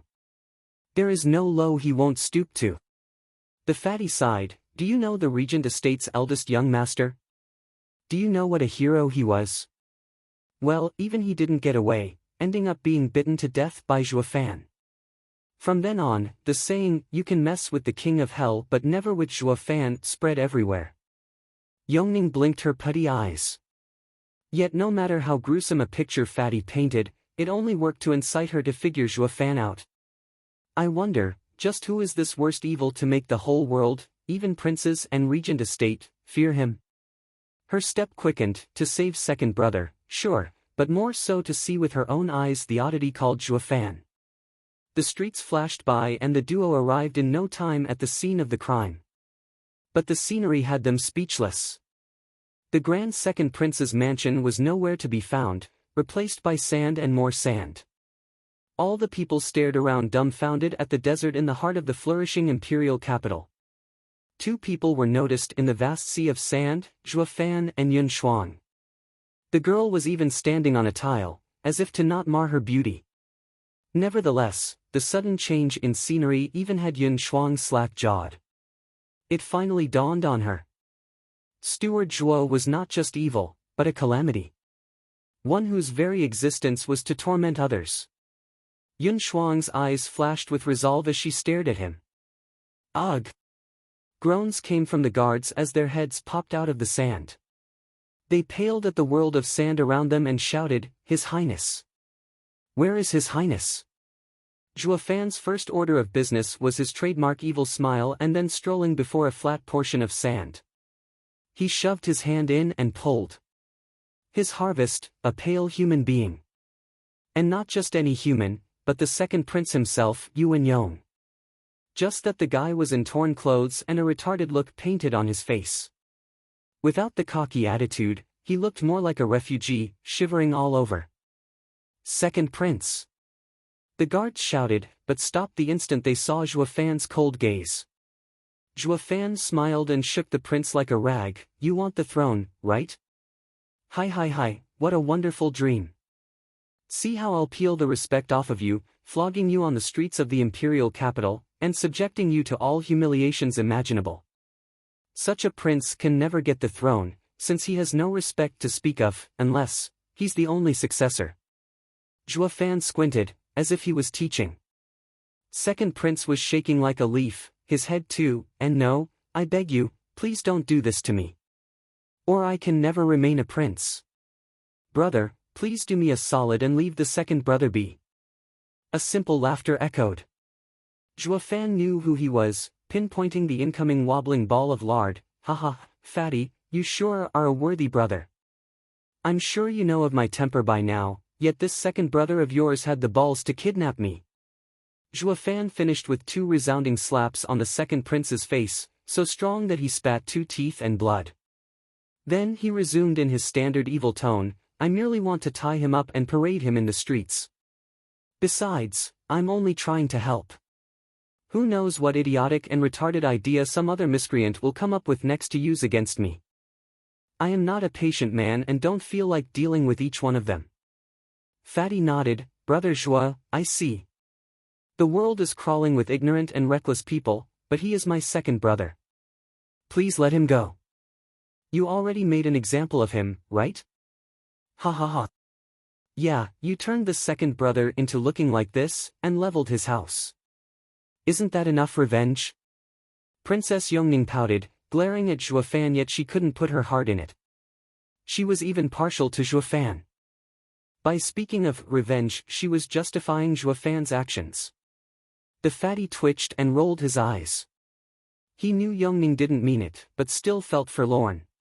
He is your second brother while you've only seen Zhuo Fan in passing a few times.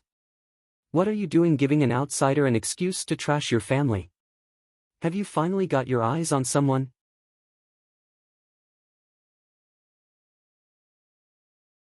Chapter 374, Fated Marriage. Chapter 374, Fated Marriage. Elite Coder. Looking at the fatty and Yongning, Zhuofan laughed. Alright, I guess I can spare the kid, for your sake. But get this straight, you two owe me one, each. And sooner or later, you're going to pony up. Brother, we only have one second brother. Let him go and we will owe you a favor of course, but what are you doing asking one from each of us? The fatty's face darkened.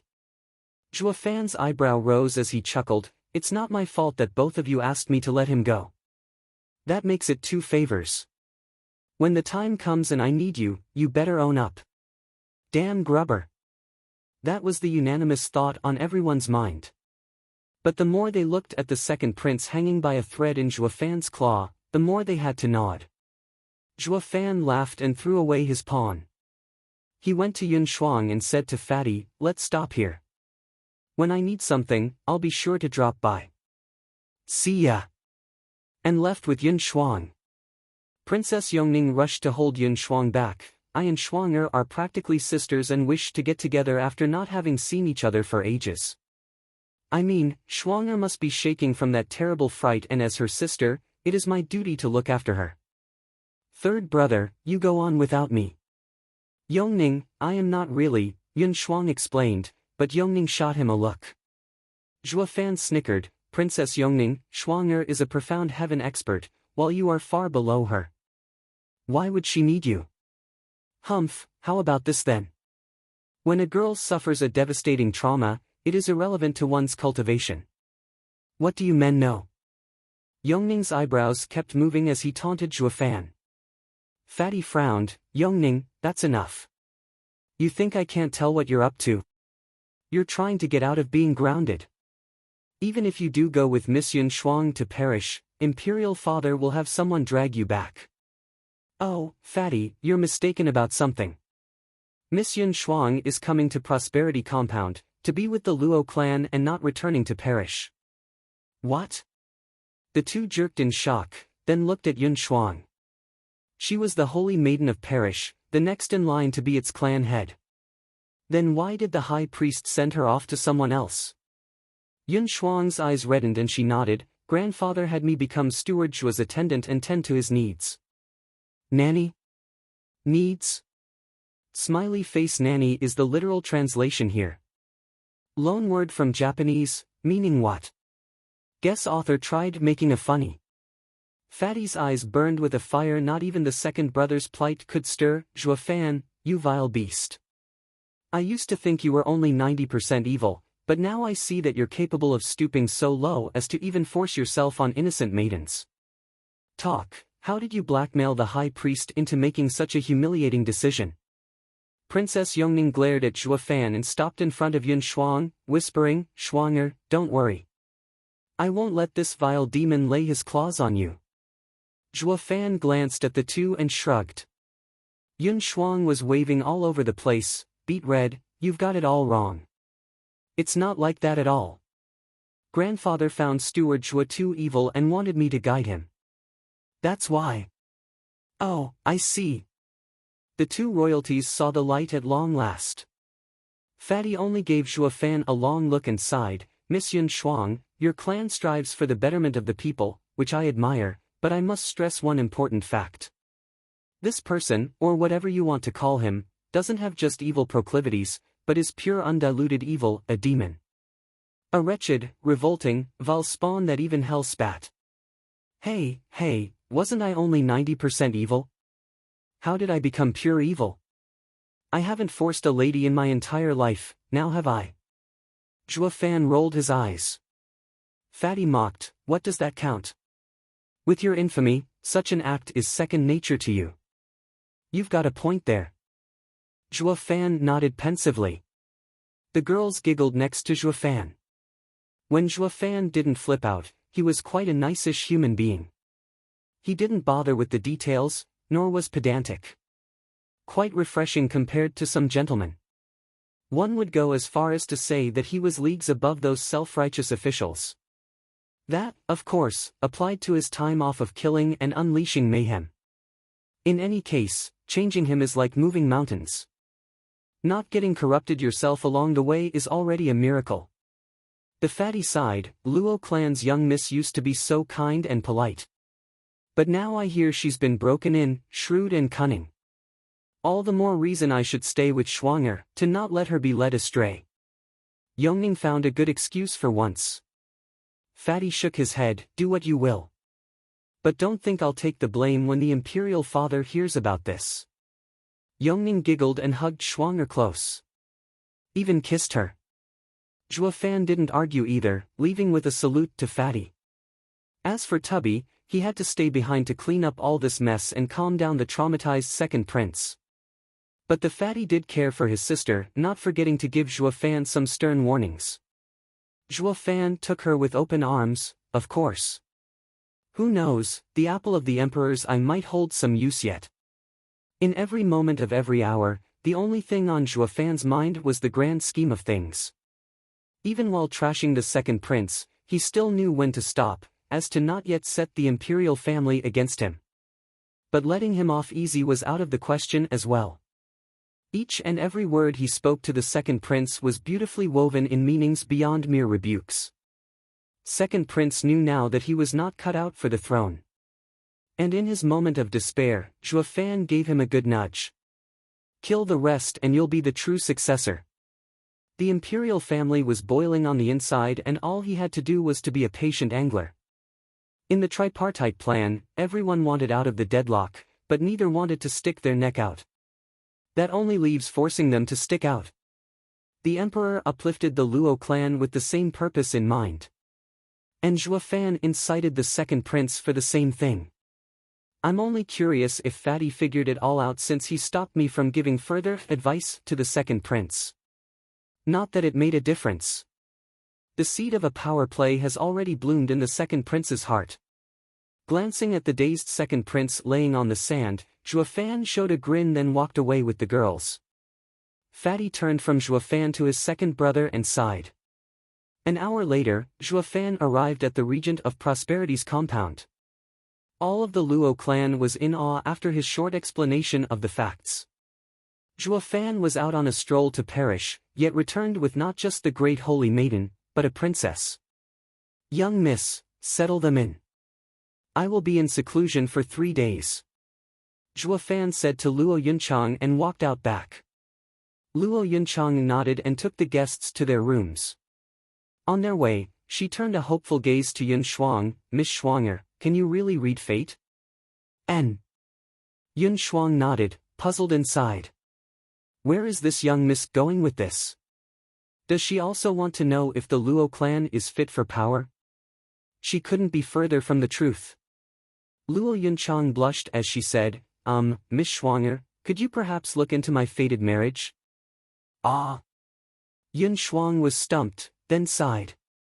A girl's heart sure isn't like a man's. She smiled, of course. Luo Yunchang laughed, please tell me when my wedding will come. Yun Shuang nodded and her eyes turned into sucking abysses. Once she returned from her reading, odd, your wedding should have long passed. It's not necessarily bad, but I find that it was broken at some point in time. Maybe.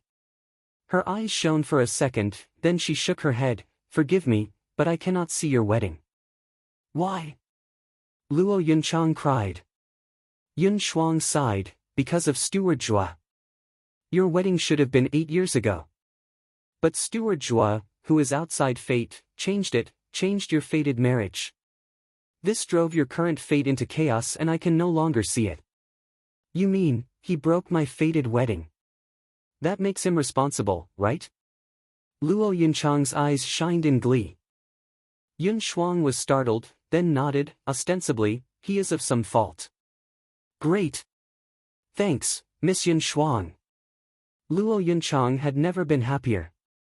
Yun Shuang was clueless. Yongning at the side, shook her head and said, Shuanger, what about mine? Meanwhile, in a dark, damp cell, a grizzled and bloody old man was nailed to a pole. His shoulder blades had been run through, he was robbed of his cultivation, and was on his last breath. He was the parish's high priest, Yun Xuanji.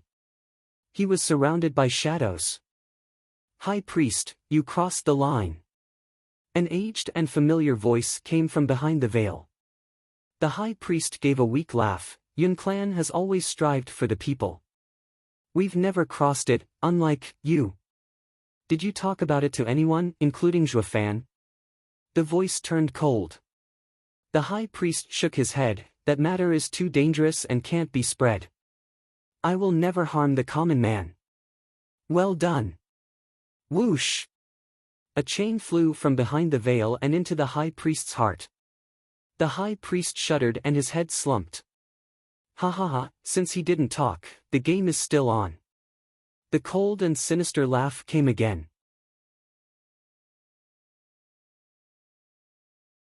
Chapter 375, Ill Tidings. Chapter 375, Ill Tidings. Elite Coder. In a 100-square-meter stone room, Zhuofan nodded after looking around. Although not as huge as the second prince's compound, the Regent of Prosperity's compound had everything. Not a bad cultivating room. He set up a body refinement array on the floor and took out the Abyss Phantom Butterfly's wings. Instead of turning it into a flying demonic treasure, he had gotten so used to having wings that Zhuofan found it a better choice to have them stick on his back. Tracing his hand over the 20-meter-long blue wings, Zhuofan sighed and grinned. He was mighty pleased when the Crown Prince came bearing this gift. Staring at the dazzling light show from below and feeling the coolness from the array, Zhuofan's hand moved through the gestures. Along with a flash of lightning, the wings slowly melted into the array. Zhuofan trembled. Having since refined the Qilin leg, doing the same with a mere 7th-level spiritual beast's wings was a cinch. Even the shattering of his bones got no reaction out of him. Zhuofan sat in the array for 3 days, with eyes closed, uncaring for the outside matters. All this time the array worked its magic in reconstructing his body in every which way, but it always returned to his original form in the end. Zhuofan opened his eyes and stood up. His back writhed and spectral wings unfolded, releasing a charming and enrapturing aura. With a flap, a gale took the room by the storm. It was then that the shades of blue shone all over and wrapped around Zhuofan. As if he was walking among blue sunshine. Zhuofan knew his body best. If there was any expert near him, the glow would have sent him to dreamland. It all depends on one's soul strength, but the least it can do is buy me a moment. Thus, this third layer profound heaven stage cultivator with his new 7th-level spiritual beast wings, not only had his speed bolstered but that blue glow around him made for a natural defense. It was a neat trick, good in offense and defense, independent of his actions. Zhuofan laughed in pride.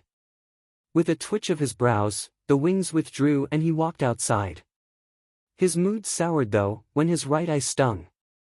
With a hum, a blue glare shot from his eye and 3 golden halos flashed within it. Divine Eye of the Void, 3rd stage. Zhuofan was stunned and then laughed again. By sheer luck, his refining actually upgraded his Divine Eye of the Void. When he thought about the 3rd stage's skill, he knew why. It was because of resonance, taking a different path towards the same goal. It would have taken him far longer otherwise. But since he got it already, he wasn't about to look a gift horse in the mouth. He got stronger, didn't he? He could finally put up a fight against an ethereal stage expert. That had his blood boiling, briskly walking outside. He was on the lookout for a good sparring partner to test the 3rd stage on. Rumbling. He creaked the stone door open and the glaring sun's rays along with the fresh air lightened his mood. "Now, who'll fight me?" Zhuofan roared. Before he got to play hide and seek with Li Jingtian and his other elders, graceful curves approached, nudging him to be quiet. "Steward Zhuo, all evil begins with violence. Please exercise restraint." Zhuofan was stunned. He turned around to see Yun Shuang there. Excessive is all I know." "And how did you know I was coming out of seclusion?"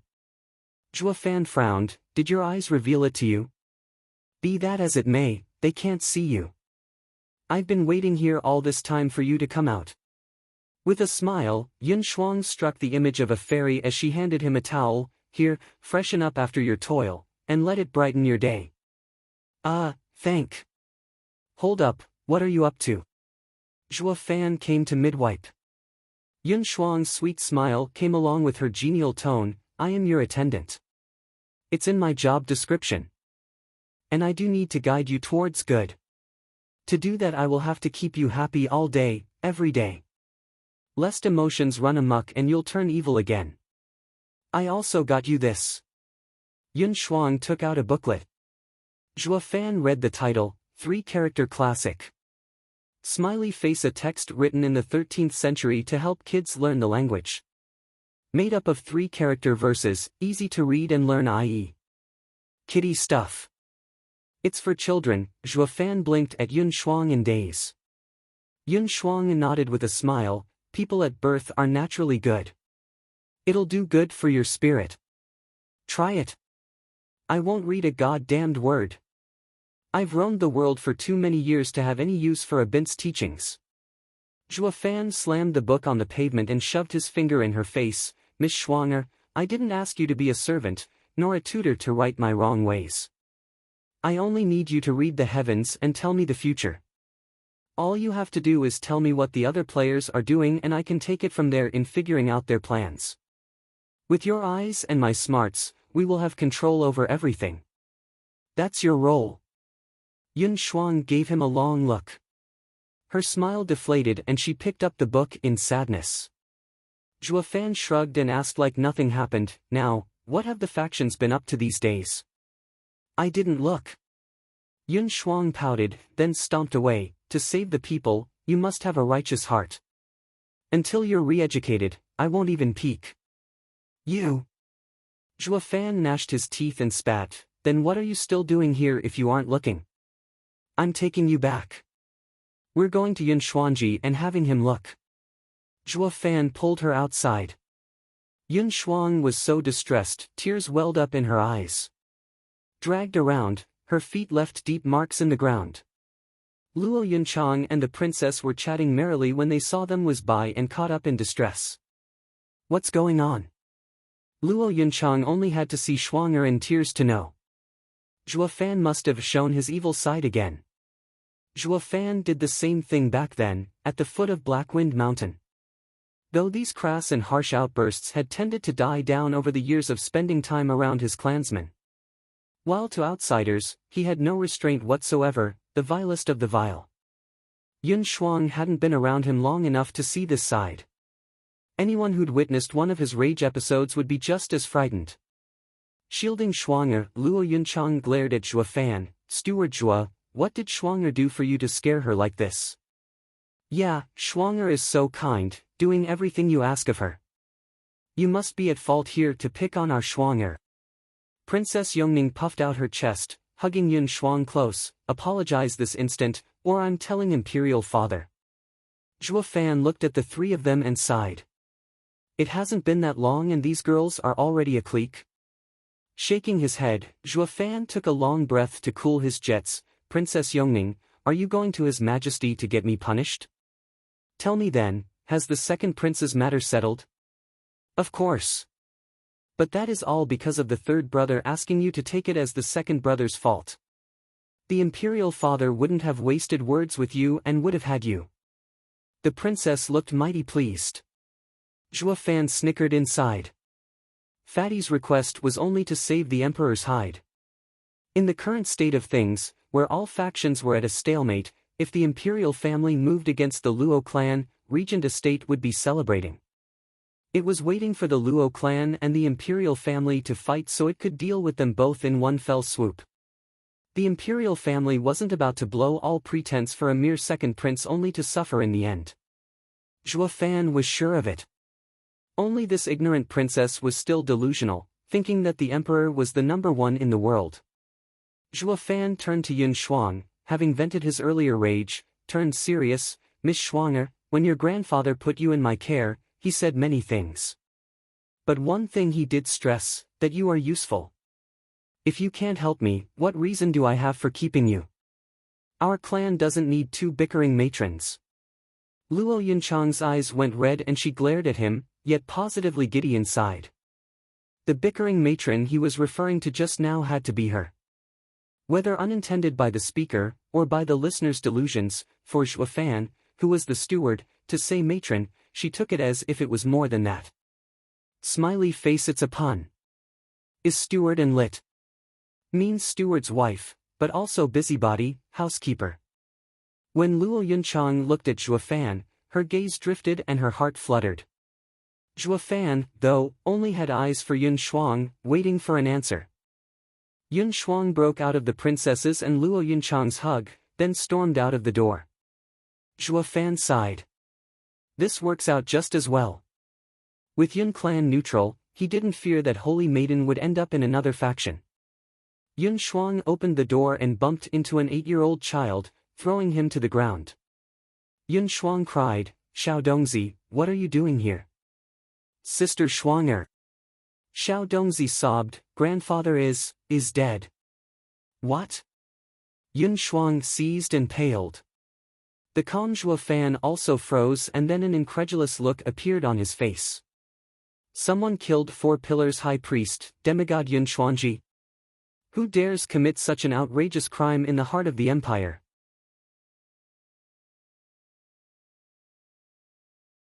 Chapter 376, Sealed Capital. Chapter 376, Sealed Capital. Elite Coder.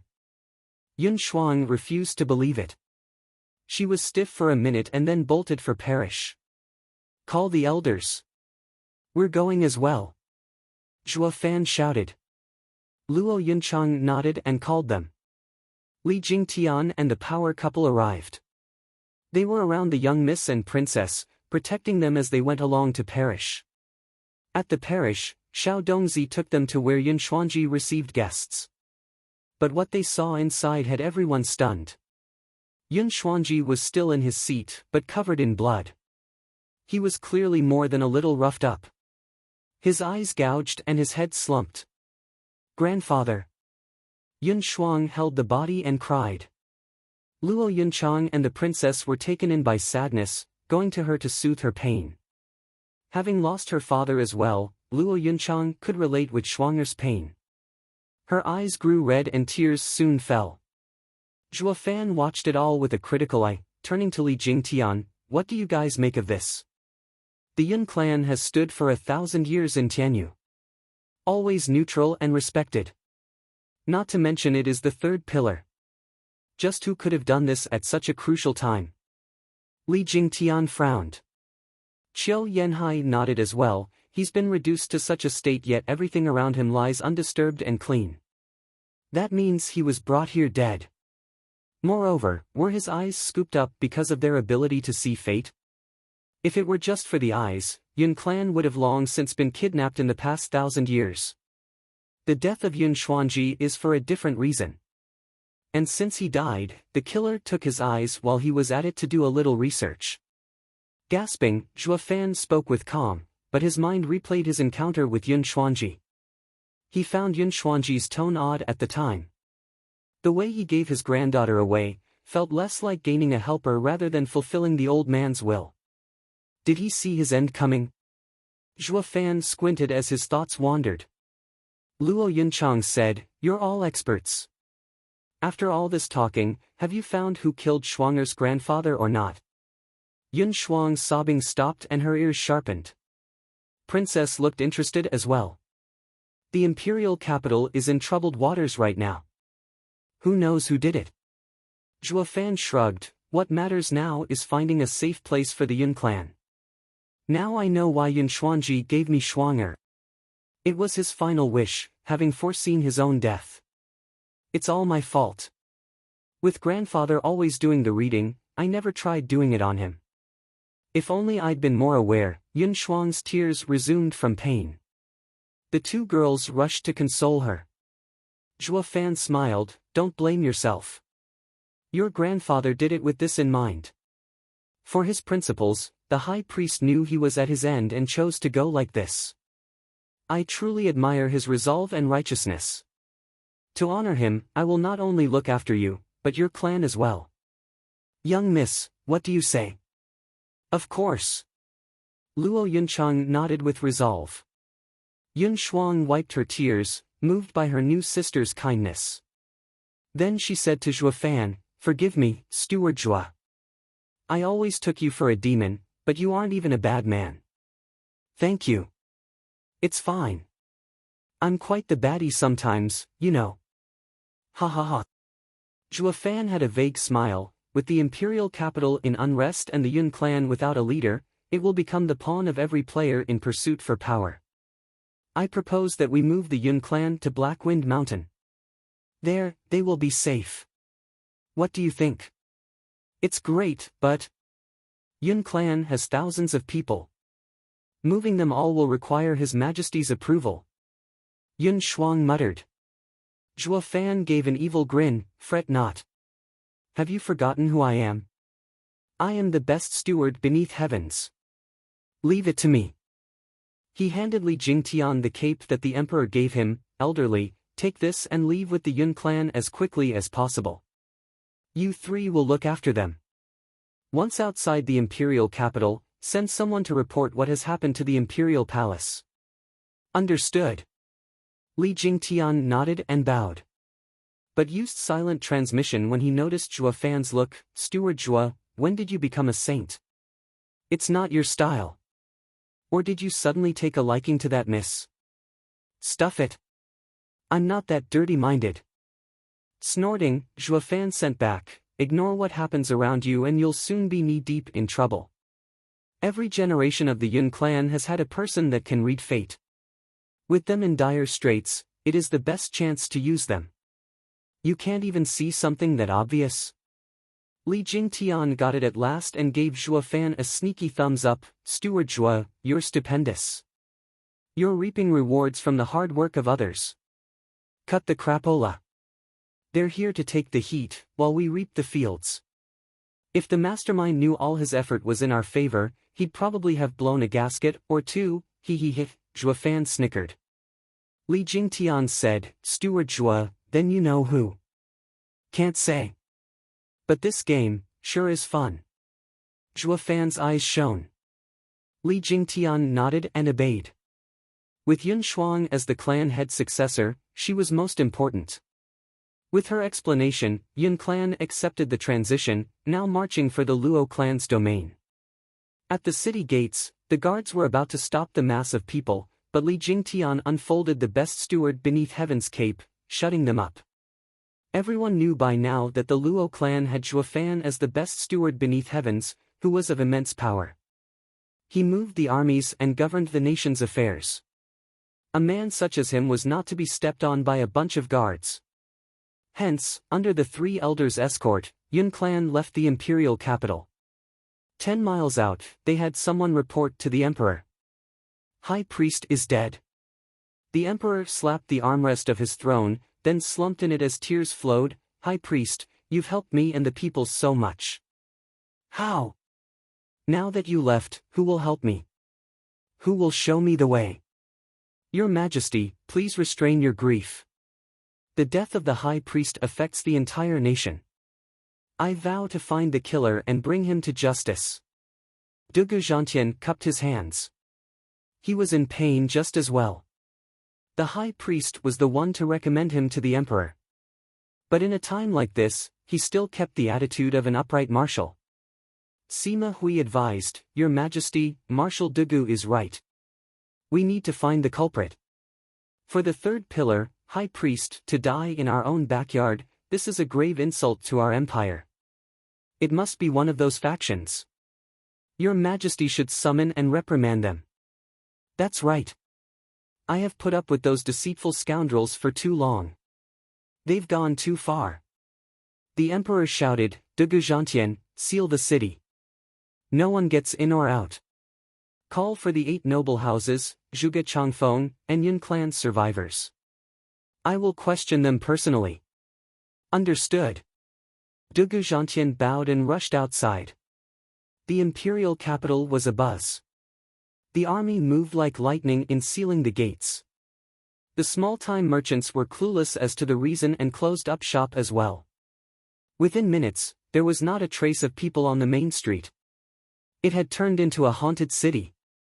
Zhuo Fan and his people waited in the Yun clan, looking after the body. Hearing the disturbance outside, Zhuofan grinned, music to my ears. Humph, you just want the world to burn. Yongning scoffed. Zhuofan nodded with a winsome smile, true, that's just who I am. How else do you expect me to use my bag full of tricks? And now it's only rowdy, not a complete stalemate. Zhuofan's gaze was sharp and deep. Meanwhile, on Regent Estate's side, despite the hubbub outside, Huangpu Tianyuan, Leng Wuchang and the elders sat quite casually in their seats in their hall. The door burst open and De Lin in heavy armor stomped over. He cupped his hands, Estate Lord, by His Majesty's decree, please come to the Imperial Palace. What is it this time? Why all the commotion? Opening his lazy eyes, Huangpu Tianyuan said. De Lin's reply was cold, High Priest, Yun Xuanji, was killed. His Majesty is tracking down the culprit. The High Priest is dead? All the calm left Huangpu Tianyuan and even Leng Wuchang found it hard to believe.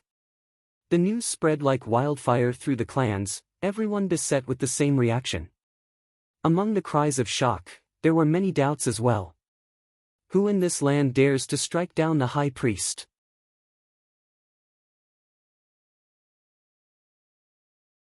Chapter 377, Court Debacle. Chapter 377, Court Debacle. Elite Coder. In the expansive palace, the emperor sat on his throne with a hard stare cast below.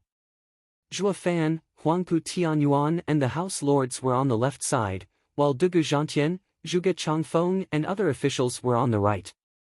In the middle of the court lay the body of High Priest Yun Xuanji. Next to the body was his charming and sobbing granddaughter, Yun Xuang. The 8 houses sighed at this loss, along with every official. The emperor eyed every single one of them before snapping, to lay a hand on Tianyu's high priest is to think of oneself above the law, a taunt to the empire. Every one of you here is a person of renown in your respective field, all vying for power. What do all of you make of the high priest's death? Your Majesty, High Priest seldom left his home and lived a dull life. Parish has few guards as well, being a peak profound heaven expert himself. The suspect could only be someone extraordinary, since it required power to kill him. And to move in and out without a sound, that would make the suspect someone with great sway within the empire. Dugu Zhantian bowed before the emperor and concluded his analysis, making sure to flick a cold gaze towards the left side at the end of his speech. Leng Wuchang caught it and snorted. Marshal Dugu's vague explanation clearly projects the blame on the 8 houses. But have you forgotten? Besides the 8 houses, Tianyu has another strong power, the 4 pillars. Especially the first 2. What did you say? Dugu Zhantian flared. Leng Wuchang, are you accusing me of something? Humph, I've always been above board, upright and honest. I would never repay the high priest's kindness with such a vile act. Leng Wuchang flapped his fan open. Old Marshal, take it easy. I wasn't talking about you. It was a mere reminder to expand the list of suspects, to include everyone, lest the suspect slips away. Humph, in any case, I had nothing to do with the high priest's demise. I vow on my army's name. Only the culprit knows who he is, but I will be damn sure to wring him out. Dugu Zhantian roared at the heavens. Leng Wuchang merely shook his head in disdain. The old guy is good at fighting, but he's dumb as a post when it comes to politics. He'll never find the killer in his life. Though this affair has gathered many big players, and has a high potential of breaking the stalemate. It's as if an unseen hand moved everyone here from the shadows. The feeling is most unsettling. Leng Wuchang frowned in Zhuofan's direction. But what he saw was a tranquil and omniscient face. The emperor looked at their reaction and said, only an extraordinary person could have done this, that much is true. However, that does not give enough credence to make everyone here a suspect. Then, Holy Maiden, may I ask, who was the last person to see the high priest alive? Yun Xuang's eyes drifted to Zhuofan and she continued after his nod, Your Majesty, it was the Luo clan's steward, Zhuofan. SSS. The hall was filled with gasps and all eyes turned to him. The emperor had just named him to be the best steward beneath heavens, and now he was involved in high priest's murder. What validated him more as a suspect was Dugu Zhantian's analysis. This brash kid has run amok even in the imperial capital. Who hadn't heard of Zhuo Fan's handiwork? Wherever he went, he left chaos in his wake. He feared nothing and killed anyone that even looked at him funny, a demon archon. Did he kill the high priest after a dispute? Funnily enough, everyone believed it. But to go as far as to kill the high priest, painted a target on his back, making him the public enemy number one. All their gazes turned morose. The emperor demanded, "Was it you, Zhuo Fan?" "Was what me?" Zhuo Fan furrowed an eyebrow and smiled. "If your majesty is referring to the last person to visit high priest, then yes, that would be me, mostly. But if we were to jump to conclusions and state that the high priest's killer and his last visitor were the same, that would be ill-advised. And how are you going to prove your innocence?" The emperor stared at him. With a smirk, Zhuo Fan shrugged, "Easy, I have a rock-solid alibi. Me and the high priest got along so well together that he saw me out and even gave me Miss Schwanger. Ever since I left the parish, I was always with Miss Schwanger. She is my first witness. Next would be the second prince, since he kidnapped us. And then he asked Miss Schwanger if he had the right. Fine, I get it. You're absolved." With a wave, Zhuo Fan's voice drifted off and the emperor clenched his jaw in hatred. Zhuo Fan was clearly hanging the second prince's matter over his head. If the emperor let that matter come out, he'd be in even more of a mess. Then his thoughts drifted to his second son asking Holy Maiden to ascertain his right to rule and his claim on the throne. But how could he let Zhuo Fan say that? With Zhuo Fan's cunning nature, he was sure Zhuo Fan would drag his son down with him, dragging the entire imperial family in these muddy waters. They would not only lose initiative, but it would be a miracle if they could wash this shame. The emperor wished he could snap his second son's neck. "You just had to do that now?" Glaring at Zhuo Fan, the emperor nodded. "Steward Zhuo, wise and brave, honest and upright. It is highly unlikely for you to have done this savage act." Zhuo Fan beamed back a calm smile. Zhuge Changfeng and Leng Wuchang snickered inside. The two were aware of the second prince's fiasco all right, although not entirely. But Zhuo Fan, who was involved as a victim, had no qualms in pushing the emperor's buttons. The emperor is losing what little grip he has on the Luo clan. However, Zhuo Fan, was there anyone else in the parish before you left? Since Luo clan gave him the slip, the emperor moved to the next best thing, regent estate. Zhuo Fan nodded. He was quite blunt about it too. Estate Lord Huangpu Tianyuan and Sir Leng were guests there. And let me tell you, they weren't very friendly either. Huangpu Tianyuan and Leng Wuchang's faces sank. They were clear of their innocence, but feared Zhuo Fan and the emperor would join hands in dragging them in. The emperor lit up. The scamp finally got on point for once.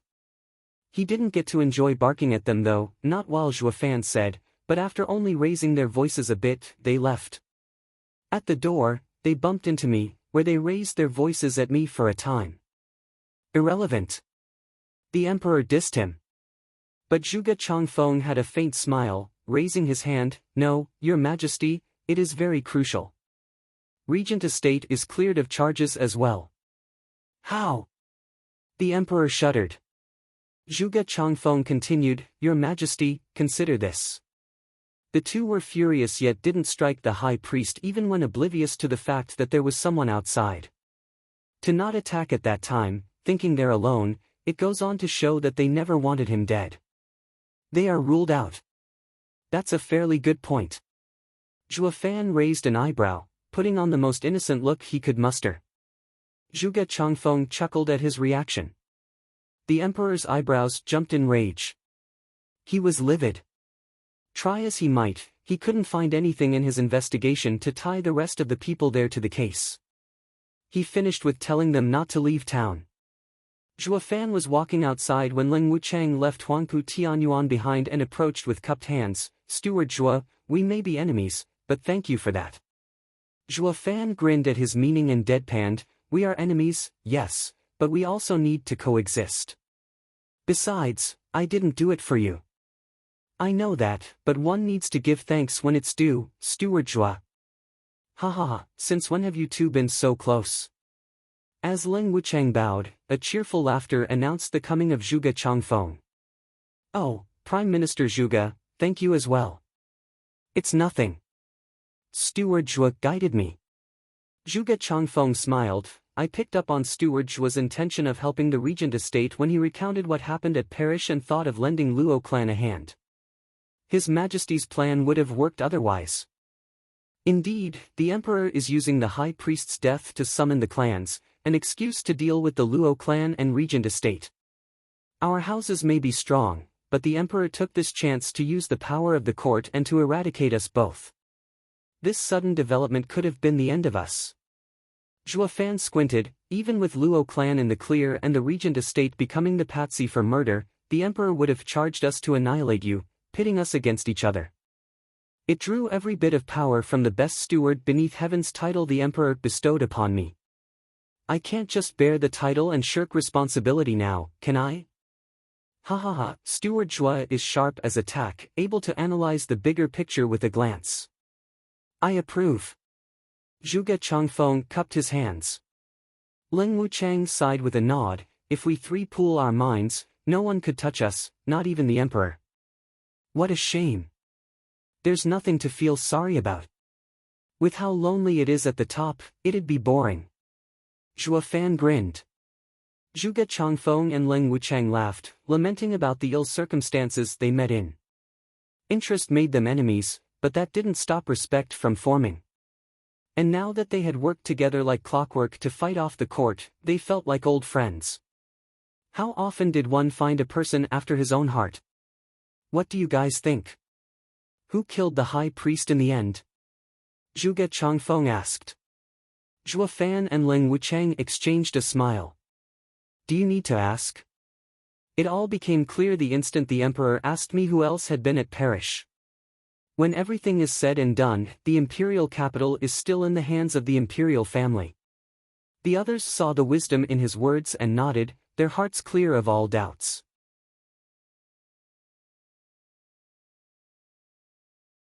Chapter 378, Shadows Descend.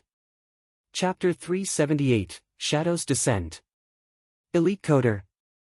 The fourth pillar, Shadow Guard's Captain Shadow King, answers directly to His Majesty. He may even be around us right now. Zhuge Changfeng's eyes shone. Zhua Fan and Ling Wuchang nodded. Zhua Fan had heard of this Shadow King. Unlike the first three pillars, the fourth was very secretive and never left a trace. Secretive to the point that only the Emperor in all of Tianyu knew his face. Coming and leaving like a shade, worthy of being called just that. Steward Zhua. A charming voice caught Zhua Fan's attention. Yun Shuang rushed towards him in worry as she pleaded, Xiao Dongzi and the others are in danger. Please save them. Zhua Fan knew that she was talking about her clan on its way to Blackwind Mountain.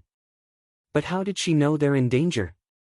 Yun Shuang answered his thoughts, intuition. Holy Maiden can read fate, so her intuitions must be true. Zhuge Changfeng nodded. Zhua Fan sighed, then I'll go take a look outside the imperial capital. Gents, please see that Miss Shuanger arrives at the Luo clan safely. Ha ha ha, nothing to worry about. Ling Wuchang and Zhuge Changfeng smiled. Ling Wuchang frowned though. Is Steward Zhua going to fight his way out of the sealed imperial capital? Ha ha ha, you're quite shrewd. I'm not that stupid to give the Emperor an excuse. Laughing, Zhua Fan's right eye flashed golden and he poofed out of existence. Ling Wuchang praised, Zhua Fan is a true freak, with freaky skills to boot. If he wants to leave town, no one will know. Ha ha, so true. How else would you have suffered at his tricks? Zhuge Changfeng nodded. Ling Wuchang flushed. He gave Huangpu Tianyuan a word, then fulfilled his promise of escorting Yun Shuang to the Luo clan with Zhuge Changfeng. While he was at it, he made sure to investigate the Yun clan and Luo clan's ties. He learned that the high priest left Yun Shuang in Zhua Fan's care, to even assist him. Ling Wuchang and Zhuge Changfeng shared a look and realized the high priest's cause of death. he crossed the line. What still eluded them though was why the high priest was willing to give his life for the Luo clan. "Oh, we're here. Thank you so much for escorting me." Yun Shuang bowed deeply. The two returned the gesture, then Leng Wuchang asked, "Miss Yun Shuang, what will you be doing with the high priest's body?" "Oh, as gratitude for His Majesty's favor, grandfather will be laid to rest in the imperial cemetery." Yun Shuang spoke, subdued. Leng Wuchang sighed, as it should be, although. Will the high priest ever rest knowing his enemy will pose at his funeral all to look good in front of the people? What? Yun Shuang shuddered. "Sir Leng, what did you say?" "Oh, did I speak out too loud?" "Ha ha ha, sorry. I was only mumbling to myself. Just take it as if it never happened." Leng Wuchang played the fool. Yun Shuang frowned. "There's no way. I clearly heard you say enemy. Do you know who killed my grandfather? Please tell me." Yun Shuang looked at him in tears, holding Leng Wuchang's arm. Leng Wuchang gave her a long look, but removed her hands with a sigh. "Forgive me, but I know nothing. It's best if you ask Steward Zhua." Leng Wuchang turned away, yet glee danced in his and Zhuge Changfeng's eyes when they met, leaving with one final bow. Yun Shuang just stood there dazed, muttering to herself, "Ask Steward Zhua. Does he know who killed grandfather?" After Leng Wuchang caught up, Zhuge Changfeng shook his head. "Sir Leng, that wasn't very nice of you. Zhua Fan helped you in the court yet now you are leaving him with a headache. With the Yun clan and Luo clan's close relationship, if Yun clan causes trouble, Luo clan will be dragged into it." "Ha ha ha, oh please, Prime Minister Zhuge. Didn't Zhua Fan say we're only saving our own skin? And we're still enemies, aren't we? I'm sure he would have done the same thing if he were me. With how everything's a stalemate, there will be someone who will stir the water, no matter how much neither of us wants to be the one in the limelight. And since someone has stirred up the pot, we all have much to look forward to, don't we?" Zhuge Changfeng's eyes shone with joy as well. Meanwhile, 20 miles out of the imperial capital, a throng of thousands of people was marching towards Windgaze City. Li Jingtian and the power couple were hovering above, ensuring their safety. Among the cooling breeze and the sun glaring through the mountains, this trip felt like a scenic route. It was then that the wind came down fast and hard, stirring the birds. The entire sky turned black in seconds. Then came the wails, grating at people's minds. "Humph, they're finally here." Li Jingtian snickered and his knuckles cracked, his eyes shining in excitement. A martial fanatic would start feeling moody if he didn't get his daily dose of brawl. Qiu Yanhai and Xue Qingjian showed a wide grin as well. Fire and ice spread as they looked up at the encroaching darkness. Woo! The howling of ghosts announced the incoming black figures descending in droves. They all wore black armor and black helmets that hid their faces. Only the thin slits in those helmets showed heavy gazes, the only sight in this world of black and shuddering cold. They were not human, but closer to Asuras from hell. With each of them wielding a half-a-meter-long curved blade, the image of demons was further engraved in the hearts of men. Swallowing dryly, the mass of people fell back. Although they had the numbers, these hundreds of black men released such an icy chill that it crumbled any notion of resistance. Li Jingtian frowned. "These profound heaven experts aren't normal. They're about to act, be careful. TCH, what can some weirdo profound heaven experts do? I refuse to believe there is a second freak like Zhua Fan on this earth." Xue Qingjian snickered and shot forth. Qiu Yanhai was right behind her. Only Li Jingtian just stood there, affixed on these interlopers' movements. "Look out, it's the Luo clan's ice and fire lords." The calm voice turned everyone in black armor serious. They held their curved blades ready, the blue glint on their tips indicating poison. On top of being a fourth-grade spiritual weapon, of course. Not that Xue Qingjian had a mind to care. With a laugh, she shot a white ray from her hand. Bang!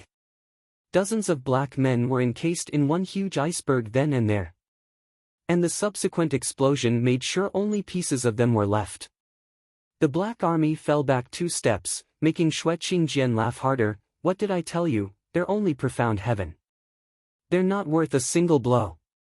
Qiu Yanhai laughed as well, sucking up to his bossy lass. Lady's gaze is so sharp, seeing their bluff with one look. Unlike that scaredy cat old Li, less than even a woman. He shot a fire dragon, resulting in an explosion that turned another batch of dozen black guys to ashes. Xue Qingjian covered up her sweet and charming giggle. Yun Clan eased up, knowing their safety was in the hands of 3 bodyguards. They will safeguard their journey to their new haven. Li Jingtian twitched, ticked off by the happy couple, yet he just couldn't shake the feeling that these black guys were not the pushovers like they looked. In confirmation to his suspicions, the black guys watched their own teammates fall like flies, yet all they did was to be on guard. As endless crackling commenced, the 3 elders watched in horror as the bloody pieces of bodies Xue Qingjian blew up shook. With a sinister energy signature, the pieces let out a black smoke, each black mass forming a humanoid shadow. The shadows reassembled as each of them picked up their curved blade. And just like when they arrived, they released the same creepy snicker.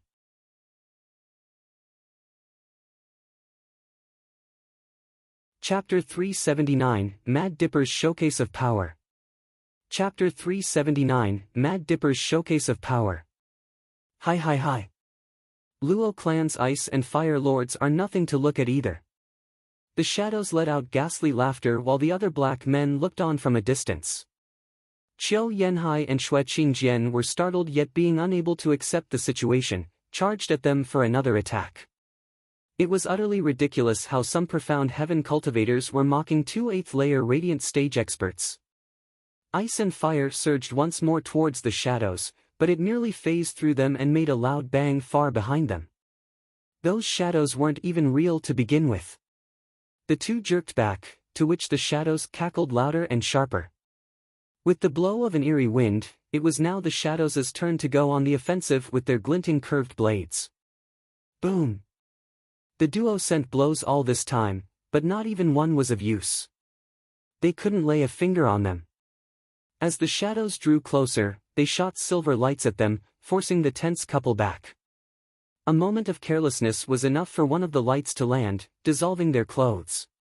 It was this close to poisoning their bodies too. That only got the 2 of them even more frightened.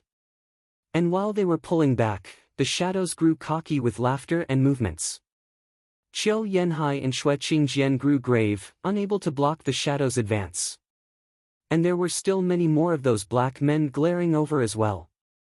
Li Jingtian watched it all with a cold trembling eye.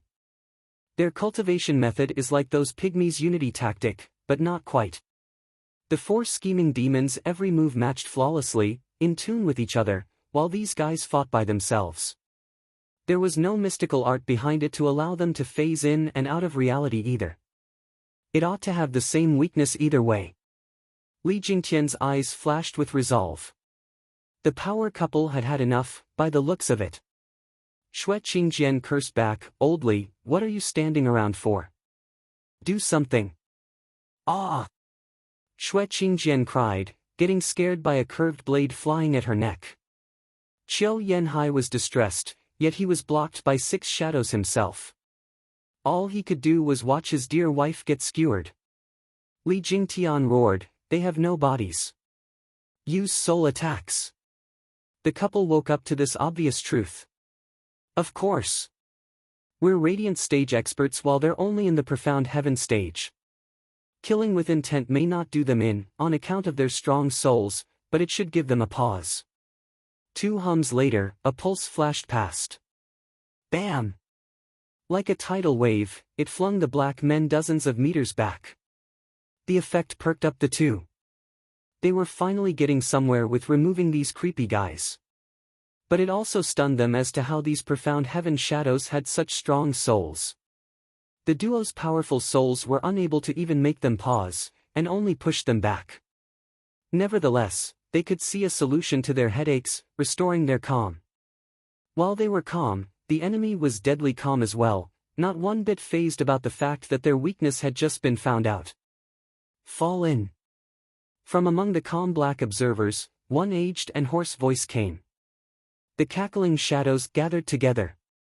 As they linked, they formed a giant net, floating in the sky. As more of them joined, their soul power surged.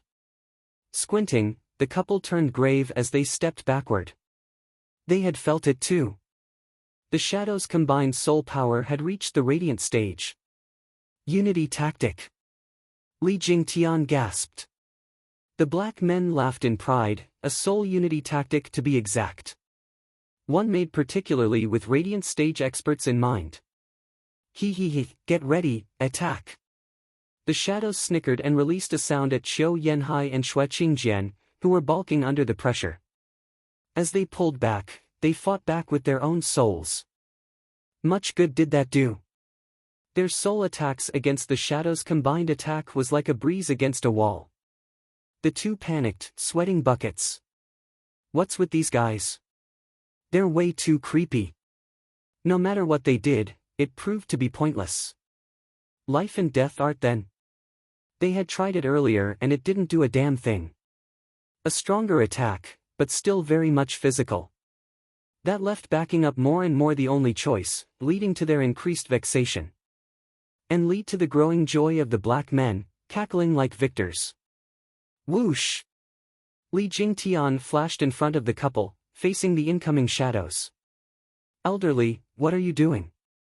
Qiu Yanhai shouted. Grinning, Li Jingtian's eye shone, he, isn't it obvious? Shutting them up. With jumping eyebrows, the couple was still clueless when Li Jingtian made a sign, staring at the shadows. Humph, ignorant whelps, a Luo clan's elder isn't someone you can understand. Wraith style, third move, Necro Dragon Screech. Roar! Li Jingtian's roar sent the surroundings rumbling. The image of a dragon charged with claws and fangs bared, ready to tear anything to pieces. The shadows only noticed when the dragon was upon them. Boom! The explosion shook the entire mountain range and cracked the land. The shadows' perfect formation scattered like flies. They had no time to make sense of it as they blacked out. Falling to the ground, the shadows scattered. A singular strike wiped out a dozen shadows, laid to rest for good this time. It's a soul martial art, look out! The black men moved back, losing their previous cool and watching Li Jingtian with trepidation. Unlike the ice and fire lords, Li Jingtian actually posed a threat. Sticking his chin out, Li Jingtian laughed full of himself. Anyone else? The black men looked at each other and started to make tactical steps backward. Yun Clan was overjoyed. Seeing ice and fire lords at a severe disadvantage had them more than a little worried. And then came Li Jingtian, in the nick of time, dispersing the shadow net in a single strike, easing their worries. All in all, their safety was assured. As for the couple, they felt sour looking at Li Jingtian stroking his ego. With so many witnesses, they didn't look the part of elders, unlike Li Jingtian.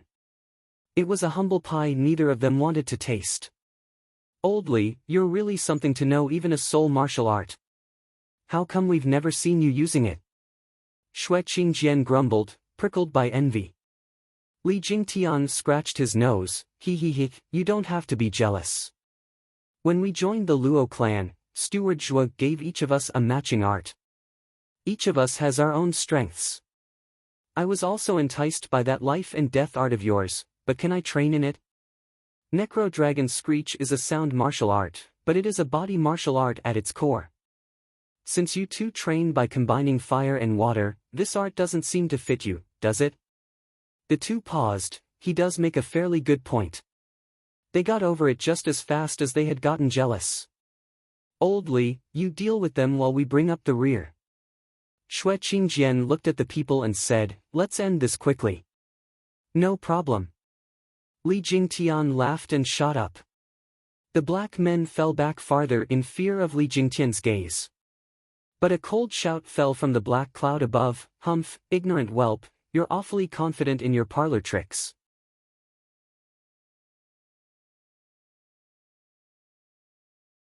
Chapter 380, The Dreadful Black Captain.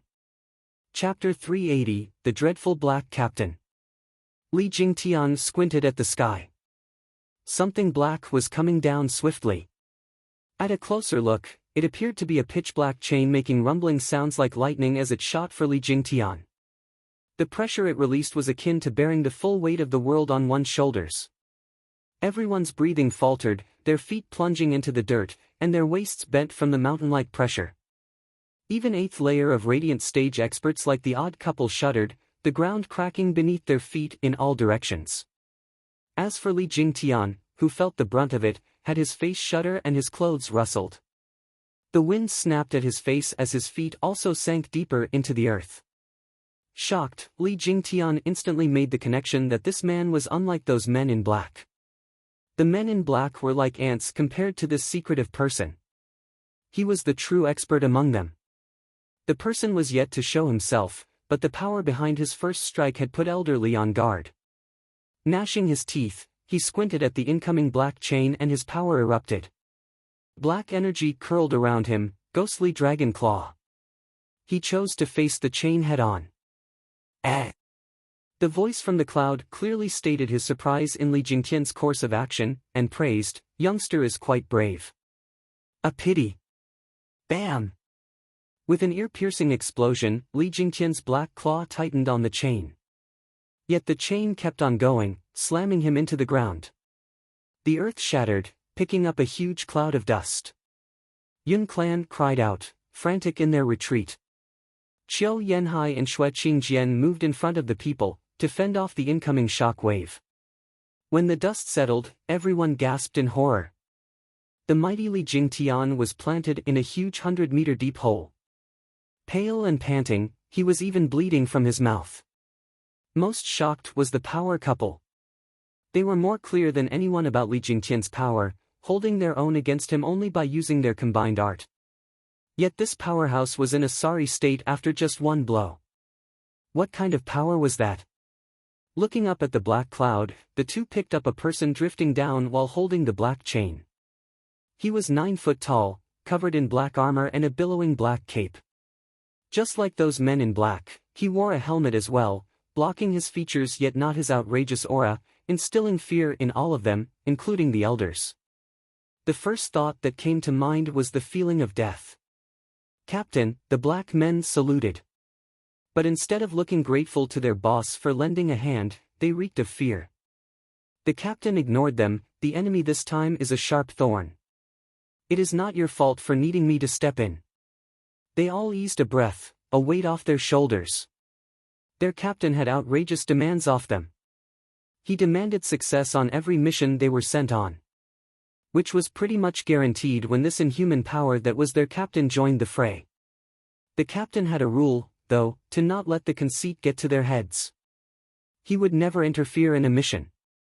If he did, the mission was deemed as failure regardless of the outcome and the men would be subjected to harsh punishment. Having experienced that appalling pain once, no one wanted to go through such torment ever again. No surprise then that their first reaction on seeing the captain step in was that of lament. But with this being a special occasion and all, the captain waived all punishments. It was also a form of recognition from the captain's part that none of them could finish this powerful enemy. Or why else would the captain step in? Bang! Li Jingtian threw the heavy chain to the ground and wiped the blood off his chest. With a jump, he was next to the power couple. The three watched their enemy with heavy silence, their fists shaking. The enemy this time was so strong, it had forced them to join hands, making them feel excited and dreadful. With a flick of his wrist, the black captain pulled back the chain and nodded at Li Jingtian, Jr., "Not bad at all. You're still breathing after taking a hit, so you do have some skill after all." "Humph, arrogant punk!" Li Jingtian shouted, "You may be strong, but are not in the ethereal stage yet. There's not a single peak radiant stage expert out there who can kill me in one blow." His front was tough, but his insides were quaking. That chain almost took his life. The tiniest slip would have had the chain run through him. The black captain shook his head with a smile. "Whelp, are you that ignorant or in denial? Two people may have the same cultivation, but not the same talent. That alone translates to a huge gap in power between them. Huangpu Qingtian was the prime example and now it's your steward's turn." At merely the third layer of Profound Heaven stage, he took 2 peak Radiant stage experts all-out blows. It actually reminds me of an old rival of mine. I would feel privileged if I could experience Steward's masterstroke myself. The Black Captain sighed at the sky, strolling down the memory lane. The 3 elders never let him out of sight. Well, this has nothing to do with your Luo clan anyway. If it were up to me, I wouldn't be facing you so soon either. The Black Captain waved and said, "Please step aside, elders, I am taking the Yun clan." "Get bent. If I just give them to you, I won't even be able to face the world with shame." Xue Qingjian snapped, shooting for him with Qiu Yanhai fast behind. The 2 were on him in a blink, striking his chest with their combined power. Fire and water fusion, life and death art. Boom! With a flash of heat, a white jet shot through the Black Captain's chest and shot into the distance. It then enlarged into a huge glaring light. Everything was burned to a cinder. With a bang, the black chain clattered on the ground, and with the dying of the light, the power couple started panting. There was no one in front of them. The 2 had finished him off. The 2 smiled and the Yun clan cheered. Li Jingtian grinned as well, but the black men's gaze made him think twice, damn it. Because they were unfazed. Their confidence was justified as well. While the couple celebrated, a familiar laughter came. "Ha ha ha, is this the Luo clan's martial art? Quite impressive, I must say. Today I've truly lived and learned. It's something I have never seen in my life. I see why so many experts got turned on their side. That move might have worked on them, but now. SSS." Black smoke gathered in the form of a person and then a suit of armor. The Black Captain was back with a smile. "I am neither man nor shade, but in between. The same move won't work on me." The 2's hearts seized. They should have known this by now. With the black men turning into black smoke to avoid physical attacks, their captain ought to follow the same logic. The earlier move was merely a test run to see if it had any effect, and indeed it didn't. And with the captain being far stronger than his men, it went without question that he could phase in and out as well. The black men had a hard time becoming real once they turned into shadows.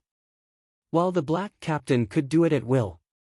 He was a true undying monster and a pain to deal with. The couple gnashed their teeth and fell back. Far too late, however.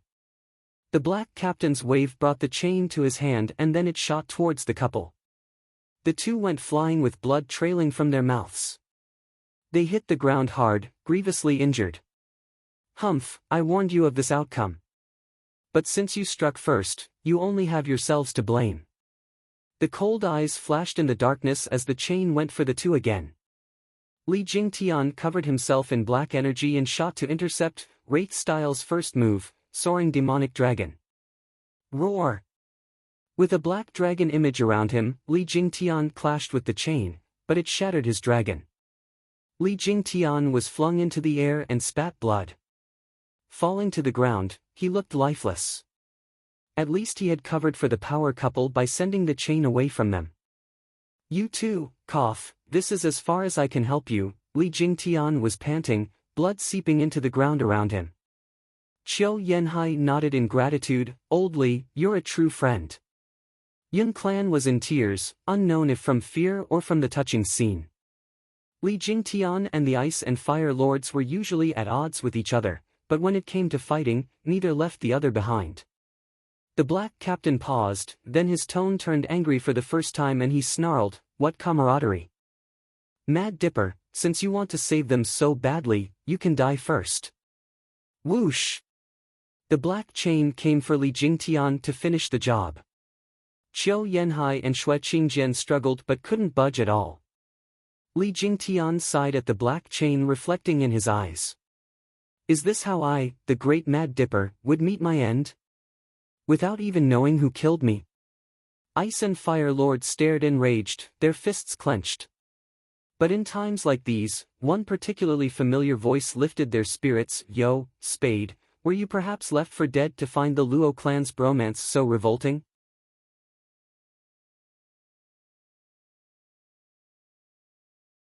Chapter 381, Divine Eye of the Void's Third Stage. Chapter 381, Divine Eye of the Void's Third Stage. With a spatial ripple, an odd red glow shot in front of Li Jingtian before the black chain could land.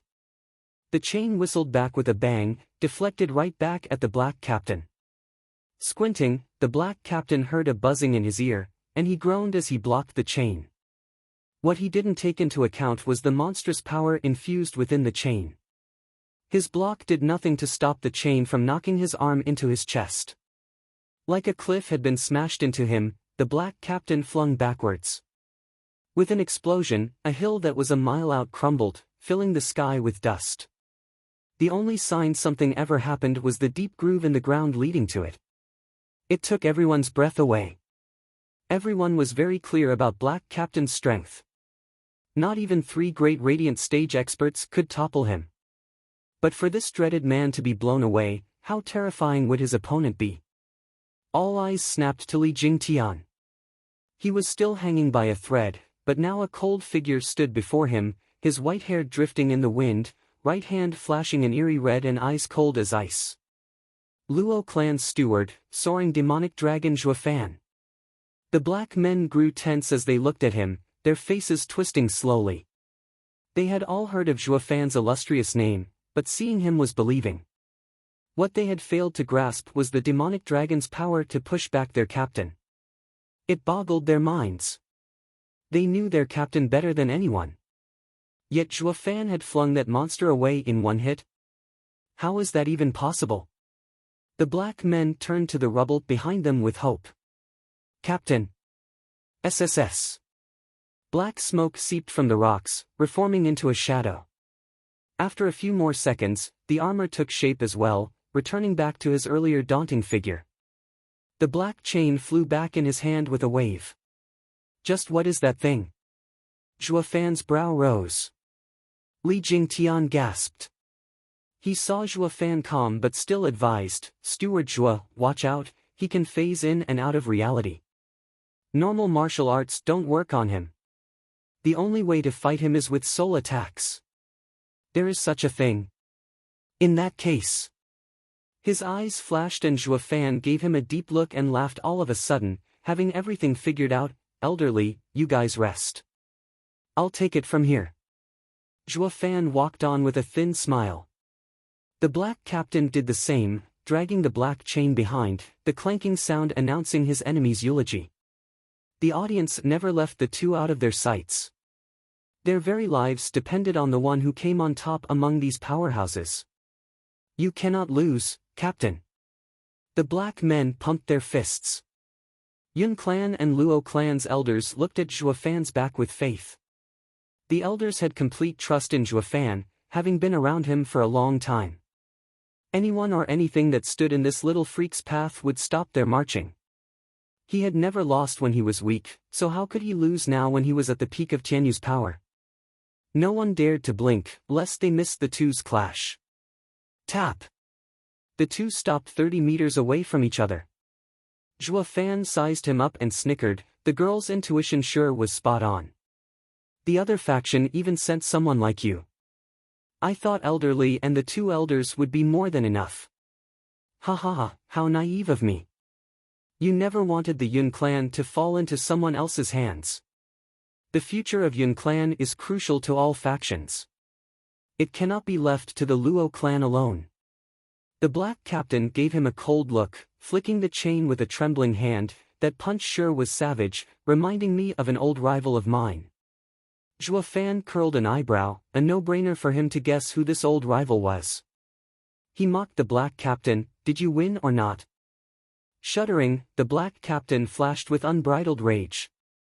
His fists clenched and he spat, I lost that day, but don't think this match will be the same. That remains to be seen.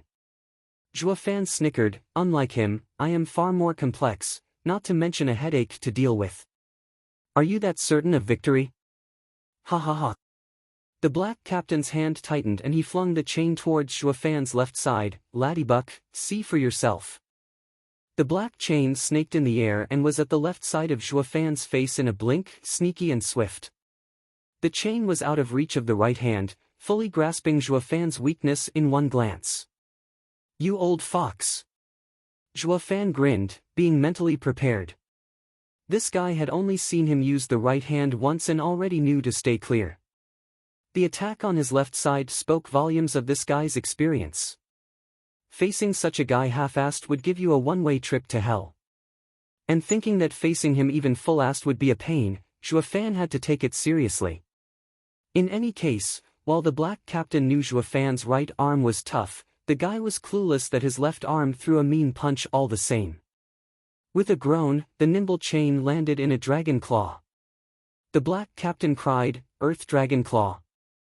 "Hee, right on." Zhuo Fan mocked him and yanked the chain.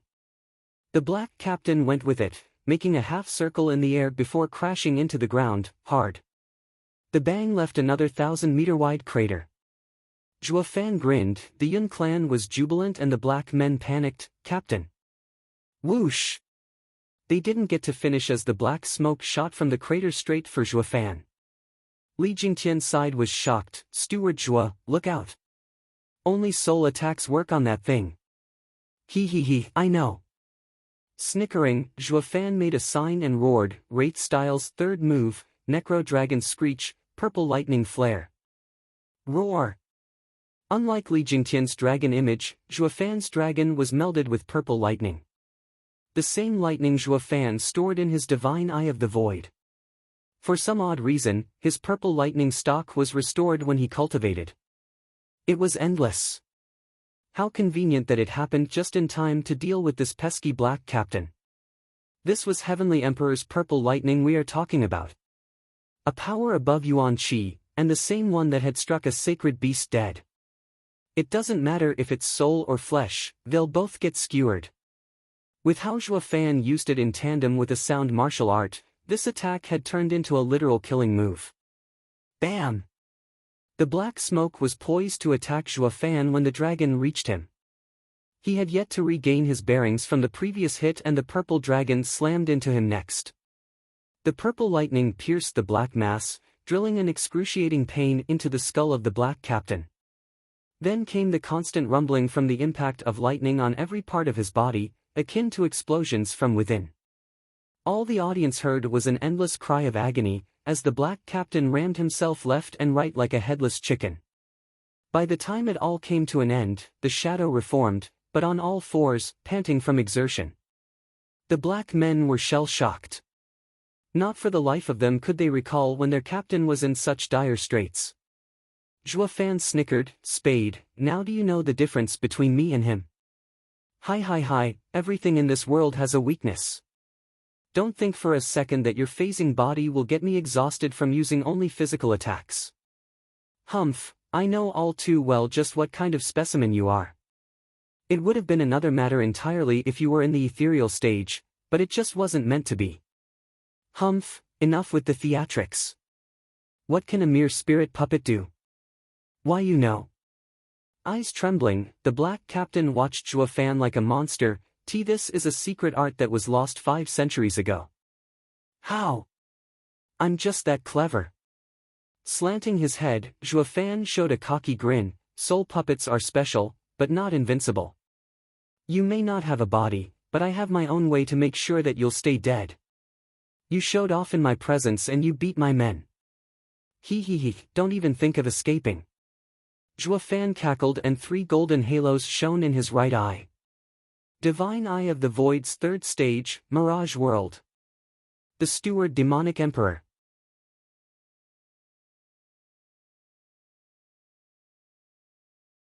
Chapter 382, Mirage World. Chapter 382, Mirage World. An unnatural space ripple spread around and the black men and their captain saw the world twist before their very eyes.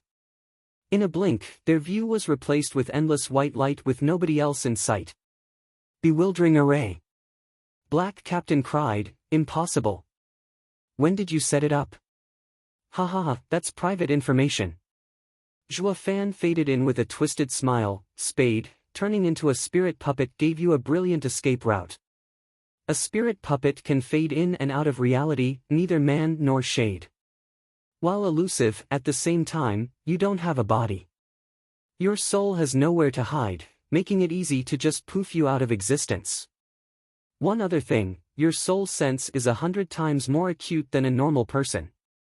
An advantage, yes, but not when it comes to experiencing pain. Zhuo Fan punctuated by stabbing the horrified black captain with a blade. Ah! A wail like no other echoed. Black captain was soaked in sweat and crumbled to his knees. His eyes were full of fear towards Zhuo Fan. Clang! Zhuo Fan had another blade flash in his hand and casually went for his back this time. The black captain jumped back. Just when he thought he was in the clear, the pain came and so did the shrieks. Looking back, he saw a bright longsword stuck in his back, the same one Zhuo Fan had. Haha, try not to dodge. You'll only waste your energy. With a wide grin, Zhuo Fan said, "Didn't I tell you, having 100 times more acute soul sense is not all it's cracked up to be, especially when it comes to pain. Props for figuring out this is an illusion, but in here what's real and fake have been switched. And guys like you, who use phasing as an escape will find themselves much weaker than anyone else. Not to mention the time here is slower. I may have taken my sweet time poking you twice, but outside, it hasn't been a second.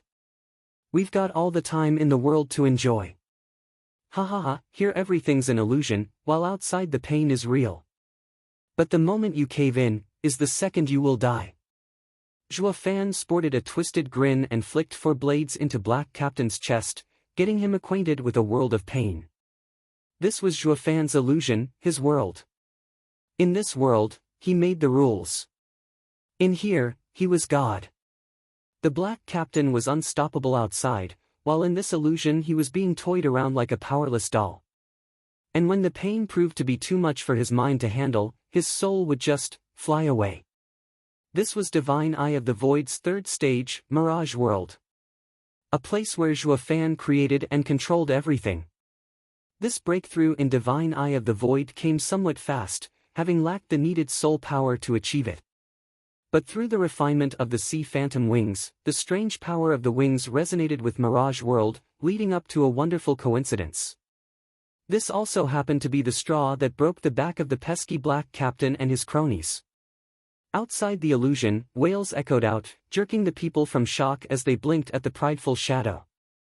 Zhuo Fan was just standing there as well, facing the previously outstanding black men as they rolled on the ground shouting in agony. Like they are getting friggin' tortured. Just how big a gap in strength is there? Steward Zhuo stays true to his reputation as a monster. The elders were dumbstruck. They knew Zhuo Fan was awesome, but this was a bit outrageous. He flipped the tables with just a glare. Yet the glare still wasn't over and the enemies writhed in pain. The trio looked at each other and sighed. They were Luo clan's elders, Zhuo Fan's backup. But the kid had outgrown them, entering a totally new realm. Gazing at the high and mighty white-haired figure, the 3 sighed. The little freak is so fast, not even our ass-kissing can catch up. How would they know that the Mirage World was sucking Zhuo Fan off soul power? He may look cool standing there, his 3 golden halos flashing in the right, sending the enemies into a world of hurt. But his brow was soaked, his mind raving. These damn rotten bastards can still take it. I've got 3,600 blades poked into them yet they just won't die. This must be the fruit of the torturous training they do each day to build such grit. Just as he finished that thought, a black man held his head with a groan, rolled around 100 times on the ground, kicked his legs at some point and then just laid there. In the real world, black smoke drifted out of armor. The gear clattered to the floor, empty. Zhuo Fan grinned and spat, "It's about time. These spirit puppets are at their limit." Ugh. Case in point, after the first shadow keeled over, a second and third were bound to collapse, leaving behind empty armor. Some didn't even get to fall, their souls gone like the wind in mid-fall. Zhuo Fan eased his breath. The fewer they were, the lesser the strain on his soul. It didn't take long for the hundreds of black men to sputter in smoke, leaving the captain, still hugging his head with a clenched jaw. Zhuo Fan snorted with a wet brow. His soul was reaching his limit, his vision blurred. But he hung on, holding the black captain in the mirage world. Just a little more and he's done for. Zhuo Fan smiled inside, his knuckles white. Whoosh! A pebble shot for Zhuo Fan at breakneck speed. So small yet containing the power of a mountain, forcing Zhuo Fan to take a pause. Yet Zhuo Fan had two aces with him, his beastly fists. Any one of which could deal with such a feeble threat. His right hand moved and caught the pebble. But it proved to be enough of a distraction for the mirage world to break. The black captain sensed the real world and jumped through the crack. Steward Zhuo, the guy's escaping. Li Jingtian shouted. Zhuo Fan's right eye flashed with two golden halos. Divine Eye of the Void, second stage, Void Annihilation.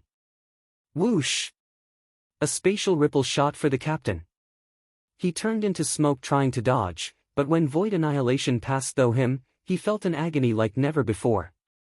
Even being a spirit puppet, he couldn't avoid the effects of space cracking. His soul was jolted and wounds laced his mind. The captain cursed inside, what kind of a freak is he? He has so many fancy and powerful tricks not even that guy can match. Boom! Void Annihilation ran through 3 mountains before taking to the sky. Zhuo Fan was about to send another one. Black Captain was too scared to take any more blows like that and turned into black smoke, drifting among the Yun clan. Zhuo Fan held back, lest he harmed innocents. The Black Captain laughed, having found his window, flying closer to the people. The crowd shrieked as he trapped a 19-year-old kid in his smoke and fled. Help me! The youth peed in fright, shouting his lungs out for help. Zhuo Fan frowned. Spade, let him go. Yun clan is under Luo clan's protection. Harm him and we will become mortal enemies. Humph, do you take me for a fool? You'll kill me regardless. The Black Captain shouted. Zhuo Fan, you got me this time, but we will meet again. See you around. The Black Captain turned into a black wind and wrapped tighter around the wailing youth. He was gone the next second. Yun clan watched in worry while Zhuo Fan stomped. He looked positively annoyed, except for that vague quirk on his face. The Black Captain was long gone, yet Zhuo Fan looked at the clouds still. Yun clan was touched by his desolate back. Steward Zhuo is working so hard for us. He is so heartbroken at the loss of one child. Having rested all this time, Li Jingtian was feeling better. He propped his weak body up and sighed. Steward Zhuo, you don't have to blame yourself. He only got one man. Claptrap, who's blaming himself here? Zhuo Fan snorted. The kid is already an adult, yet he hasn't even awakened his blood, a waste. It makes no difference if he's gone. But we are here to look good for the Yun clan, so we can't harm their people. That sadness and self-blame routine is there to make them respect us more. Yun clan will be far more willing to follow us now. Li Jingtian's face twitched and he nodded. Steward Zhuo is Steward Zhuo. He will never change. He is clearer than anyone about what to do for his own interests. You're tuning into the Passion Pages YouTube channel. We're so grateful for your support, and don't forget to subscribe to join us on this incredible journey through captivating stories. Your generosity through donations truly makes a world of difference, as it's the primary source of revenue that allows me to expand and enhance this channel for you. Thank you from the bottom of my heart for being a part of this adventure.